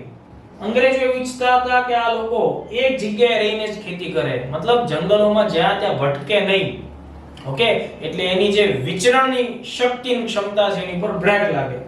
જનજાતિ એક જ જગ્યાએ રહીને ખેતી કરે એવું ઈચ્છતા હતા, અને કંપની માટે આવકનું સાધન બને. આથી આપણે જનજાતીય સમુદાયો માટે નવા કાયદાઓ બનાવ્યા. બરાબર? જેનો જનજાતિ સમુદાયો દ્વારા શું થશે? વિરોધ કરવામાં આવશે સામૂહિક રીતે. બીજી કેટલીક બાબત એવી પણ છે કે એ લોકોની જે ધાર્મિક આધ્યાત્મિક બાબત જેમાં એમને ભરોસો છે એની અંદર માનવ બલિ આવા બધા મુદ્દાઓને પણ સમાવેશ થતો. જેમ કે આપણે જોયું મધ્ય ભારતમાં ખોંડ જાતિના લોકો હતા, માનવ બલિ એમાં પ્રચલિત હતી. તો અંગ્રેજો આવી બધી પદ્ધતિઓને અટકાવવા માટેનો પણ પ્રયત્ન કરશે. એટલે એ બધી વસ્તુઓ આ જનજાતિઓ દ્વારા સહન થશે નહીં. એટલે કેટલાક વિદ્રોહો આપણી સામે આવશે. મેં તમને શરૂઆતમાં જ કીધું કે બાબા તિલકા માઝીએ સૌથી પહેલો વિદ્રોહ કર્યો હતો. એના પછી કેટલાય વિદ્રોહો થયા, જેમાં જીસીઆરટી અત્યારે આપણી સામે રજૂ કર્યું છે એ છે કોયા ચળવળ. બરાબર, કોયા ચળવળ આ ખાસ ધ્યાનમાં રાખશું. બરાબર, ઈસવીસન 1879 થી લઈ અને 89 એટલે કે એક આખો દાયકો એના દરમિયાન આંધ્રપ્રદેશની અંદર પૂર્વ ગોદાવરી વિસ્તારમાં કોયા બળવો થયો. આ કોયા કોણ છે? કોયા એક જનજાતિ છે. બરાબર, આ કોયા લોકો ક્યાં વસે છે? તો આંધ્રપ્રદેશમાં હાલના ધોરણે વસે છે, તેલંગાણામાં એની કેટલીક આબાદી છે. બરાબર, ઓડિશામાં પણ એનો કેટલો વિસ્તાર આવેલો છે. ઓકે, તો આટલા વિસ્તારોની અંદર આપણને શું જોવા મળે છે? કોયા લોકો જોવા મળે. છત્તીસગઢમાં પણ એની આબાદી છે. ઇન્ડિયામાં અત્યારે 6 લાખ જેટલા કોયા આદિવાસીઓ છે આપણને જોવા મળે છે. બરાબર, તો ઓડિશાના કોરાપુર અને મલકાનગિરી જિલ્લામાં પણ આ બળવાની અસરો આપણને આમાં જોવા મળી હતી. કોયા જનજાતિ સમુદાયનો જે નેતા હતો કોંડાડોરા, આ નામ યાદ રાખજો, કોંડાડોરા. માની લો કે એક્ઝામમાં કોંડાડોરા નથી આપતા તો તમ્મનડોરા, આ નામ આપણે યાદ રાખવું પડશે. તમ્મનડોરા. માનો કે કોંડાડોરા, એનું કારણ એ છે કે આ કોંડાડોરા છે ને એ આખી સામુદાયિક રીતે વપરાતો શબ્દ છે. મતલબ આખા સમુદાય માટે આ શબ્દ વપરાય, કોંડાડોરા. ઈ શરૂઆત કોણ કરે છે આ બળવાની? તમ્મનડોરા. તમ્મનડોરા આગળ જઈ અને આ તમ્મનડોરા છે એના પુત્રો અને એના જે પણ પારિવારિક માણસો છે એટલે ટોટલ 10 વર્ષ આ લડાઈ આપણને જોવા મળશે. બરાબર, આ તમ્મનડોરાનો પુત્ર હતો કરમડોરા. બરાબર, કરમડોરા. તો એ પણ આ આખી લડાઈને આગળ ચલાવશે. આદિવાસીઓના જંગલ પરના પરંપરાગત હકો માટેની આ ચળવળ હતી. તો તમને પરીક્ષામાં શું પૂછાય? આ કોયા ચળવળનું કેન્દ્ર બિંદુ હતું. મુખ્યત્વે આંધ્રપ્રદેશમાં શું થયું? આ કોયા બળવો છે આપણને જોવા મળે. કોયા બળવો છે એનો સમયગાળો પૂછાય તો 1879 થી લઈ અને 89 સુધી. બરાબર, બીજું જો જેનું મેં અહીંયા નામ લખેલું છે તમ્મનડોરા, તેને મલકાનગિરીનો રાજા પણ કહેવામાં આવે છે. તો મલકાનગિરી ઓડિશા આસપાસનું ક્ષેત્ર છે, તો એનો રાજા પણ કોને કહેવામાં આવે છે? તમ્મનડોરાને. 10 વર્ષ સુધી એને 9-10 વર્ષ લગાતાર આ આખા વિસ્તારમાં આદિવાસીઓના સંરક્ષણ માટે, એમના અધિકારો માટે અંગ્રેજોની સામે લડાઈ ચલાવી. અંતે શૂટ આઉટમાં એને ગોળી વાગે છે અને સંઘર્ષ દરમિયાન પોતે અવસાન પામે છે. તો એ એક બાબત થઈ. હવે જુઓ, એ સિવાય કેટલાક અગત્યના આદિવાસી બળવાઓ આપણે ધ્યાનમાં રાખવાના છે. જેમ કે 1831-32 માં કોલ આદિવાસી છે એમનો બળવો આપણી સામે જોવા મળે છે. 1855 માં સંથાલ લોકોનો બહુ મોટો બળવો આપણી સામે આવે. 1910 20મી સદીમાં છત્તીસગઢમાં બસીરની અંદર બહુ મોટો બળવો છે જોવા મળે છે. આ બધા જે જીસીઆરટી માં આપેલા છે ક્રમશર, એના ઉપરથી પ્રશ્નો પૂછાઈ શકે, ધ્યાન રાખજો. 1940 માં મહારાષ્ટ્રમાં વરલી લોકોનો બળવો પણ આપણી સામે આવે છે. તો આ કેટલી ઇન્ફોર્મેશન જીસીઆરટી આપી છે અને આપણે ખાસ ધ્યાનમાં રાખશું. તો દોસ્તો, જ્યારે આપણે આદિવાસી વિદ્રોહની કે આદિવાસી લોકોની સમસ્યાઓની વાત કરતા હોય ત્યારે એક નામ આપણે અચૂક ધ્યાનમાં રાખવું જોઈએ અને એ નામ છે એ છે બિરસા મુંડા.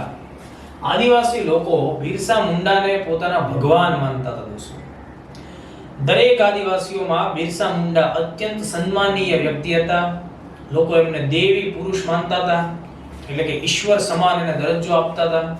બિરસા મુંડા એક આધ્યાત્મિક નેતા હતા, સામાજિક નેતા હતા અને એમણે લોકોને એકઠા થઈને પોતાના સમાજની જે બુરાઈઓ છે, બદીઓ છે, એમનો કેમ સામનો કરવો અને પોતાનું જે શોષણ થાય છે એની સામે કેમ અવાજ ઉઠાવવો, બંને દિશાએ લોકોને મોટિવેટ કર્યા હતા. એમના વિશે જેટલી પણ અગત્યની પરીક્ષાલક્ષી ડિટેલ છે એને આપણે ખાસ ધ્યાનમાં લઈએ. તો દોસ્તો, બિરસા મુંડા છે એમનો જન્મ 15 નવેમ્બર 1875 ના રોજ થયો હતો. આ તારીખ આપણે યાદ રાખવી પડશે, કારણ કે ભારત સરકારે 15 નવેમ્બરને ગત વર્ષે 2021 માં બિરસા મુંડાનો જે જન્મ તારીખ છે 15 નવેમ્બર તેને જનજાતીય ગૌરવ દિવસ જાહેર કરેલ છે. તો આ તમને current affairs point of view પ્રશ્ન પૂછી શકાય કે કોની જન્મ તારીખ જનજાતીય ગૌરવ દિવસ છે અથવા તો જનજાતીય ગૌરવ દિવસ છે એ ક્યારે મનાવવામાં આવે તો 15 નવેમ્બર.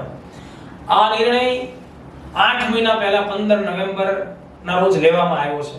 એટલે પરીક્ષા માટે આ એકદમ નજીકનું આઈએમપી કરંટ અફેર્સ થાય દોસ્તો. બરાબર. જો બિરસા મુંડા 1875 માં એમનો જન્મ ઝારખંડ રાજ્ય છે આજનું.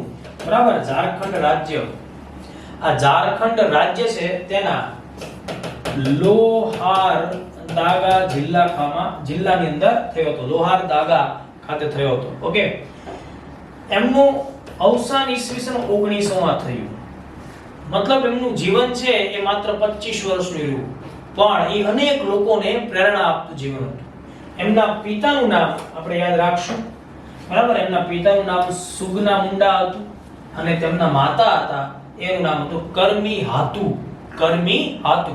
અહીંયા એમણે કરમી મુંડાએ લખ્યું છે, પણ કરમી હાતુ એ એમના માતાનું નામ હતું. બિરસાનું બચપણ ઘેટા બકરા ચડાવવામાં, મતલબ કે ઘેટા બકરા ચરાવવાની પ્રવૃત્તિઓમાં, જંગલોમાં સ્થળાંતરિત થતી જિંદગી જીવવામાં, વાંસળીઓ વગાડવામાં, અખાડા રમવામાં એમાં પસાર થયું હતું. કારણ કે એમના પરિવારની આર્થિક સ્થિતિ સ્થિર નહોતી, સારી નહોતી, એટલે એને સ્થળાંતરિત ખેતી કરી સ્થળાંતરિત જીવન છે એ જીવવું પડ્યું હતું. અને એ દરમિયાન જ તે એમણે અલગ અલગ પ્રકારના આદિવાસી સમુદાયો છે એનો પણ સારો સંપર્ક સાધ્યો હતો. એટલે એના પિતાની સાથે એમનું જીવન જંગલમાં ભટકતું હોય એવું એનું બચપણ રહ્યું હતું. આ દરમિયાન એમણે વિવિધ પ્રકારની પ્રવૃત્તિઓ કેળવી હતી. દોસ્તો ખાસ તો ખ્રિસ્તી ઈસાઈ મિશનરીઓમાં એમણે અભ્યાસ પણ કર્યો હતો અને એમને શરૂઆતમાં ખ્રિસ્તી ધર્મ પ્રત્યે સારી સહાનુભૂતિ પણ જાગી હતી. ઓકે. તો એ ડિટેલ આપણને અહીંયા જોવા મળે છે. કુટુંબની ગરીબીના કારણે બિરસા મુંડાનું બચપણ પિતા સાથે સતત એકથી બીજી જગ્યાએ સ્થળાંતરિત થવામાં વીત્યું હતું. જો કે બિરસાએ સ્થાનિક મિશનરીઓ શાળા છે એની અંદર શિક્ષણ મેળવ્યું હતું. બીજો એક આઈએમપી ફેક્ટ હું તમને લોકોને આપું છું દોસ્તો. જયપાલ નાગ એમના શિક્ષકનું નામ છે એ તમારે યાદ રાખવાનું. મિશનરીઓમાં તેમને જયપાલ નાગ નામના શિક્ષકે શિક્ષણ આપ્યું હતું. બિરસા મુંડાના શિક્ષક મિશનરીઓમાં કોણ હતા? જયપાલ નાગ. એમની ઈચ્છા હતી કે બિરસા છે એ ખ્રિસ્તી ધર્મને અંગીકાર કરે, પણ બિરસાને થોડા જ સમયમાં ખ્યાલ આવી ગયો દોસ્તો કે ભાઈ આ મિશનરી વાળા લોકો આદિવાસીઓ છે એમની સંસ્કૃતિને ભૂલાવી અને એમને નવી સંસ્કૃતિ ખ્રિસ્તી સંસ્કૃતિ આપી રહ્યા છે અને એમના એના જે હક અધિકારો છે એને છીનવી રહ્યા છે. એટલે થોડા જ સમયની અંદર એ આ મિશનરીઓની હકીકતથી વાકેફ થઈ જશે. બરાબર. ત્યારબાદ શરૂઆતમાં જ એમણે વૈષ્ણવ ધર્મના પ્રચારક સાથે પણ કામ કર્યું. યુવાન વયે એમણે જનજાતીય લોકોનું જે ઉત્થાન થાય એવા કાર્યો આગળ વધાર્યા. ઓકે. બીજા કેટલાક અગત્યના ફેક્ટ જે આપણે પરીક્ષાના દૃષ્ટિકોણથી યાદ રાખવા જોશું. એમણે પોતાના સમુદાય માટે, પોતાના સમાજની એક તો પોતાની આંતરિક નબળાઈઓ છે, બરાબર, જેમ કે કુપ્રથાઓ આદિવાસી સમુદાયમાંથી, એનાથી પણ એને મુક્તિ અપાવવી જોઈએ. અને બીજું જે શોષણ થાય છે અન્ય લોકો દ્વારા, એનાથી પણ એને મુક્તિ અપાવવી જોઈએ. એકમ સમગ્ર લક્ષી ક્રાંતિ, એટલે રિવોલ્યુશનરી ઘટના, એટલે ઉલગુલાન ચળવળ. ઉલગુલાન ચળવળ કોણ ચાલુ કરે છે? બિરસા મુંડા ચાલુ કરે છે. ઝારખંડની અંદર આપણને આ ચળવળ જોવા મળે છે. તો અંગ્રેજ સત્તાના હિમાયતી શાહુકારો, જાગીરદારો, જમીનદારો દ્વારા આદિવાસીઓનું જે શોષણ ચરમસીમા પર પહોંચી ગયું હતું, બરાબર, એ વાતની ઊંડી અસર બિરસા ઉપર થઈ. એટલે એમણે એના વિરોધમાં, યાદ રાખજો, 1895 માં આ બધા લોકોનો એને સામૂહિક રીતે શું કર્યો? વિરોધ કરાયો અને આ ઉલગુલાન ચળવળ છે એને આગળ ધપાવી. બરાબર. ધીમે ધીમે આ આંદોલન છે વ્યાપક બન્યું. તો વ્યાપક આંદોલન ઉલગુલાનનું નેતૃત્વ બિરસા મુંડાએ લીધું. દક્ષિણ બિહારમાં છોટા નાગપુર વિસ્તારમાં લગભગ 400 ચોરસ માઇલના વિસ્તારમાં આ ચળવળનો પ્રભાવ હતો. મુંડાઓને એવો દાવો હતો કે છોટા નાગપુર જે છે એ પોતાની માલિકીનું, એટલે કે આદિવાસીઓનું પોતાની જમીન છે એ ધરતીના માલિક છે. એટલા માટે ખાસ ધ્યાન રાખજો, બિરસા મુંડાને એ લોકો ધરતી આબા નામથી પણ ઓળખે છે. ધરતી આબા તરીકે પણ ઓળખે છે, માલિક તરીકે ઓળખે છે ધરતીના. તો આ પણ એક અગત્યનું ફેક્ટ છે. બિરસા મુંડા ધરતી આબા તરીકે પણ આદિવાસી લોકોમાં પ્રખ્યાત હતા. ઓકે, કંપની તેમના પરંપરાગત હકોનું ધોવાણ કરે છે, એટલે કે આદિવાસીઓના હકોનું કંપની શું કરે છે? ઉલ્લંઘન અને ફરજિયાત વેઠ કરાવે છે. બિરસા મુંડાના જન આંદોલનમાં જનજાતિને એવી હાકલ કરી કે તમે દારૂ પીવાનું છોડો, બરાબર, ઘર અને ગામની સફાઈ રાખો, ડાકણ, જાદુ ટોણા આ બધામાં વિશ્વાસ ન રાખો. તો મેં તમને અગાઉ પણ કીધું કે આ ઉલગુલાન ચળવળ છે એના બે ઉદ્દેશો છે. એક તો સમુદાયની પોતાની જે નબળાઈઓ છે એનો સામનો કરવો, અને આ શોષણ છે એનો સામનો કરવો. તો તમને લોકોને પૂછાય ને તો આ અગત્યની ચળવળ છે, ખાસ તમારે ધ્યાનમાં રાખવાની. જેની શરૂઆત 1895 માં થઈ હતી. જો આ રીતે અહીંયા તમને ઇમેજમાં બતાવવામાં આવ્યું છે, એમણે અલગ અલગ એરિયામાં જઈ લોકોને સંબોધ્યા, એને જાગૃત કર્યા, એમની નબળાઈઓને કેમ દૂર કરાય એ માટેનો મોટિવેશનલ કામગીરી કરી, બરાબર. એમણે મુંડાઓને પોતાના ગૌરવપૂર્ણ ભૂતકાળ પ્રમાણે જીવન જીવવાની હાકલ કરી, બરાબર. એક જગ્યાએ રહીને ખેતી કરવા સમજાવ્યા, સમુદાયને મજબૂત બનાવવાની પ્રેરણા આપી. બિરસા મુંડાની દરેક વાત મુંડા સમુદાય સારી રીતે અનુસરતો હતો. અંગ્રેજોને બિરસાના આંદોલનથી ભય લાગ્યો. બીજી એક ખાસ બાબત, બિરસા મુંડા પાસે વન પેદાશોનું ખૂબ ડિટેલ નોલેજ હતું, બરાબર. એટલા માટે શું થતું, જ્યારે કોઈ વ્યક્તિ બીમાર પડતા અને એની પાસે એને લાવવામાં આવતા ત્યારે એને ઔષધિઓ દ્વારા સારવાર કરતા. એટલે લોકોને લાગ્યું કે આમાં ભગવાન છે, બરાબર, આ વ્યક્તિ ભગવાનનો અંશ છે. પણ ખરેખર શું હતું? એનું નોલેજ હતું, જંગલની વન પેદાશોમાં એનું સારું ડેપ્થ નોલેજ હતું. એના લીધે શું થતું હતું? લોકોને લાગતું હતું કે આ આધ્યાત્મિક પુરુષ છે, ચમત્કારી વ્યક્તિ છે, એટલે એની વાતનો ઊંડો અસર અને પ્રભાવ પડતો હતો. ઓકે, અંગ્રેજોને બિરસાના આંદોલનથી ભય લાગ્યો. જનજાતિઓ બિરસા મુંડાના નેતૃત્વમાં મુંડા રાજ સ્થાપિત કરવાની ઈચ્છા રાખતા હતા. જ્યારે આંદોલન ફેલાયું એટલે અંગ્રેજોએ રાજવહીવટને અડચણરૂપ બનવાના ખોટા આરોપ મૂકીને બિરસા મુંડાની ધરપકડ કરી. બિરસા મુંડાની ધરપકડ વહેલી તકે 1855 માં જ કરવામાં આવી. જો કે 1897 માં બિરસા મુંડાને જેલમાંથી મુક્ત પણ કરી દેવા પડ્યા, બરાબર. એટલે ફરીથી એ જનજાગૃતિ ચળવળમાં લાગી ગયા. એમણે દીકુ અને યુરોપિયનોની સામે સફેદ ઝંડાવાળું બિરસા રાજ, બરાબર, બિરસા રાજ સ્થાપ્યું અને આ ચળવળને મજબૂત બનાવી. તો બિરસા રાજ, સફેદ ઝંડો એનું પ્રતીક હતું, યાદ રાખજો. એટલે કોનો સામનો કરશે? દીકુ. દીકુ એટલે બહારથી જંગલમાં આવી અને જંગલની જે જમીન છે, સંસાધનો છે, એની પર પોતાનો અધિકાર સ્થાપિત કરતી હોય એવી બહારની તમામ પ્રજા, એમાં યુરોપિયનોનો પણ સમાવેશ થાય. ઈસવીસન 1900 માં બિરસા મુંડાનું અવસાન જ્યારે થયું એ પછી આ ઉલગુલાન ચળવળ જે ક્રાંતિકારી ચળવળ છે, બરાબર, સામાજિક ક્રાંતિ, શોષણ ખિલાફ ક્રાંતિ, એ મંદ પડી. ઓકે, તો બિરસા મુંડાની ચળવળ જ્યારે મંદ પડી અને અંગ્રેજો માટે જંગલ વિસ્તારોમાં સામ્રાજ્ય વિસ્તારવાનું એક મોકળું મેદાન હાથમાં લાગ્યું. તો આ એક બહુ અગત્યની બાબત આપણે ખાસ ધ્યાનમાં લીધી. બિરસા મુંડાની ચળવળમાં એક આદર્શની કલ્પના કરવામાં આવી હતી. એ સમુદાયના લોકોને અંદરના અને યુરોપના શોષણખોરો છે એનાથી મુક્ત કરાવવાનો અભિગમ એમનો હતો, બરાબર. તો આટલી બાબત આપણે આની ખાસ જોઈ. બીજી હું તમને એક અગત્યની બાબત કહેવા માંગુ છું. ગુજરાતની અંદર વર્ષ 2017 થી બિરસા મુંડા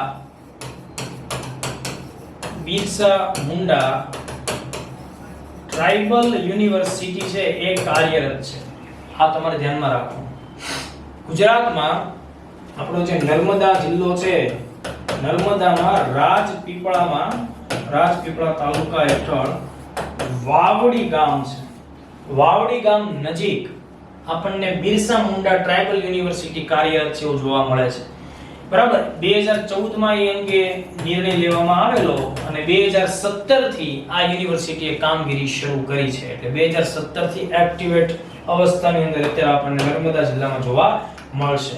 તો આટલા અગત્યના મુદ્દાઓ આપણે ધ્યાનમાં લીધા. હવે જેમ લાસ્ટ ટાઈમ પણ આપણે કેટલાક ક્વેશ્ચન્સ ને ધ્યાનમાં લીધા હતા, એમ આ વખતે પણ કેટલાક ક્વેશ્ચન્સ ને આપણે લોકો ધ્યાનમાં લઈએ, બરાબર. જેમ કે જો જે ટેક્સ્ટ બુક્સ માં પ્રશ્નો આપેલા છે તે જોઈએ. મીર જાફરને હટાવીને અંગ્રેજોએ કોને બંગાળનો નવાબ બનાવ્યો? તો આપણો જવાબ છે દોસ્તો મીર કાસિમ. બરાબર, મીર કાસિમ. આની મેં લેક્ચરની શરૂઆતમાં તમને લોકોને વાત કરી છે. ભારતમાં કયા ગવર્નરના સમયમાં કાયમી જમાબંધી દાખલ કરવામાં આવી? આવો પ્રશ્ન. બરાબર, તો આનો જવાબ છે કોર્નવોલિસ. કોર્નવોલિસના સમયમાં આપણને જોવા મળે છે 1793 ની અંદર કાયમી જમાબંધી લાગુ થઈ એવું આપણને જોવા મળે છે. ત્યારબાદ બીજા પ્રશ્નો જોઈએ. કયા યુદ્ધના વિજયથી અંગ્રેજોને બંગાળમાં મૈસૂર ઉઘરાવવાની સત્તા મળી? તો બહુ સિમ્પલ છે, બે વાર મેં રિપીટ કરેલું છે. 22 ઓક્ટોબર 1764 ના રોજ જે આપણને બક્સરની લડાઈ જોવા મળે છે. બક્સરની લડાઈની ઘટના પછી અલ્હાબાદની જે સંધિ થઈ, બરાબર, તો આ અલ્હાબાદની સંધિ છે એના હેઠળ અંગ્રેજોને આ ઉપરોક્ત ક્વેશ્ચનમાં જે પૂછો છે એ આટલા અધિકારો મળે છે. રૈયતવાળી પદ્ધતિ છે એના પ્રણેતા કોણ હતા? તો રૈયતવાળી પ્રણાલી આપણે હમણાં જ લેક્ચરમાં વાત કરી, ટોમસ મુનરો. બરાબર, ટોમસ મુનરો અથવા મનરો. અને એની સાથેના આસિસ્ટન્ટ હતા એલેક્ઝાન્ડર રીડ. 1820 માં મદ્રાસમાં અને પછી બંબઈની અંદર આપણને આ પદ્ધતિ છે લાગુ થતી જોવા મળે છે. તો આટલા ક્વેશ્ચન્સ આપણે જોયા. નેક્સ્ટ ક્વેશ્ચનમાં કેટલાક એમસીક્યુ છે. ભારતમાં જો હવે અહીંયા કેટલાક અગત્યના એમસીક્યુ છે. ગળી ઉત્પાદનની કેટલી પ્રથા હતી? તો હમણાં આપણે વાત કરી, એક હતી નીચ પ્રથા, એક હતી રૈયતી પ્રથા. એટલે ટોટલ આપણો જવાબ આવશે એ બે પ્રથા હતી. નીચની અંદર ઉત્પાદકોની પાસે પોતાના જ સાધનો હતા. રૈયતીમાં એ સાધનો છે એના માટેના જે નાણાં ઘટતા હોય એ કંપની પાસેથી અથવા અન્ય શાહુકારો પાસેથી મેળવતા હતા. ઈસવીસન 1820 માં કયા બે પ્રાંતોમાં રૈયતવાળી પદ્ધતિ લાગુ કરવામાં આવી? તો કેટલી બધી વાર આપણે વાત કરી, મુંબઈ અને મદ્રાસ અથવા તો ચેન્નઈ. તો આપણો જવાબ છે એ અહીંયા બી આવશે. Okay, next question. વર્તમાનમાં ઝારખંડ રાજ્યની અંદર હજારીબાગ આસપાસ, બરાબર, કયા આદિવાસીઓનો સમૂહ રહેતો હતો? તો જવાબ છે સંથાલ. અને આ સંથાલ લોકો છે એની મુખ્ય પ્રવૃત્તિ શું હતી? રેશમ, કાચું રેશમ છે એ જંગલમાંથી તૈયાર કરવું અને એની ખેતી કરાવવી. ત્યારબાદનો ક્વેશ્ચન જોઈએ. આદિવાસીઓ કોના નેતૃત્વમાં મુંડા રાજ સ્થાપિત કરવા ઈચ્છતા હતા? ઓપ્શન ઉપરથી ખ્યાલ આવે છે બિરસા મુંડાનો સાચો જવાબ છે. તો આટલા ક્વેશ્ચન દોસ્તો આપણે લોકો જોયા. અહીંયા આપણે એડવાન્સ જીસીઆરટી નો જે કાર્યક્રમ છે એમાં ધોરણ 8 નું બીજું ચેપ્ટર છે એ પૂર્ણ કર્યું. જો દોસ્તો આ દરેક લેક્ચર્સ એક્ઝામ માટે ખૂબ જ ઉપયોગી છે. આ લેક્ચર્સને અચૂક લાઈક કરો, અન્ય વિદ્યાર્થીઓ સુધી એને શેર કરો અને અમારી આ કામગીરી તમને યોગ્ય લાગે તો એક કોમેન્ટ છે પોઝિટિવ મેનરમાં અમને આપો. ફરીથી વહેલી તકે નવા ચેપ્ટર સાથે મળશું. જય હિન્દ, જય ભારત.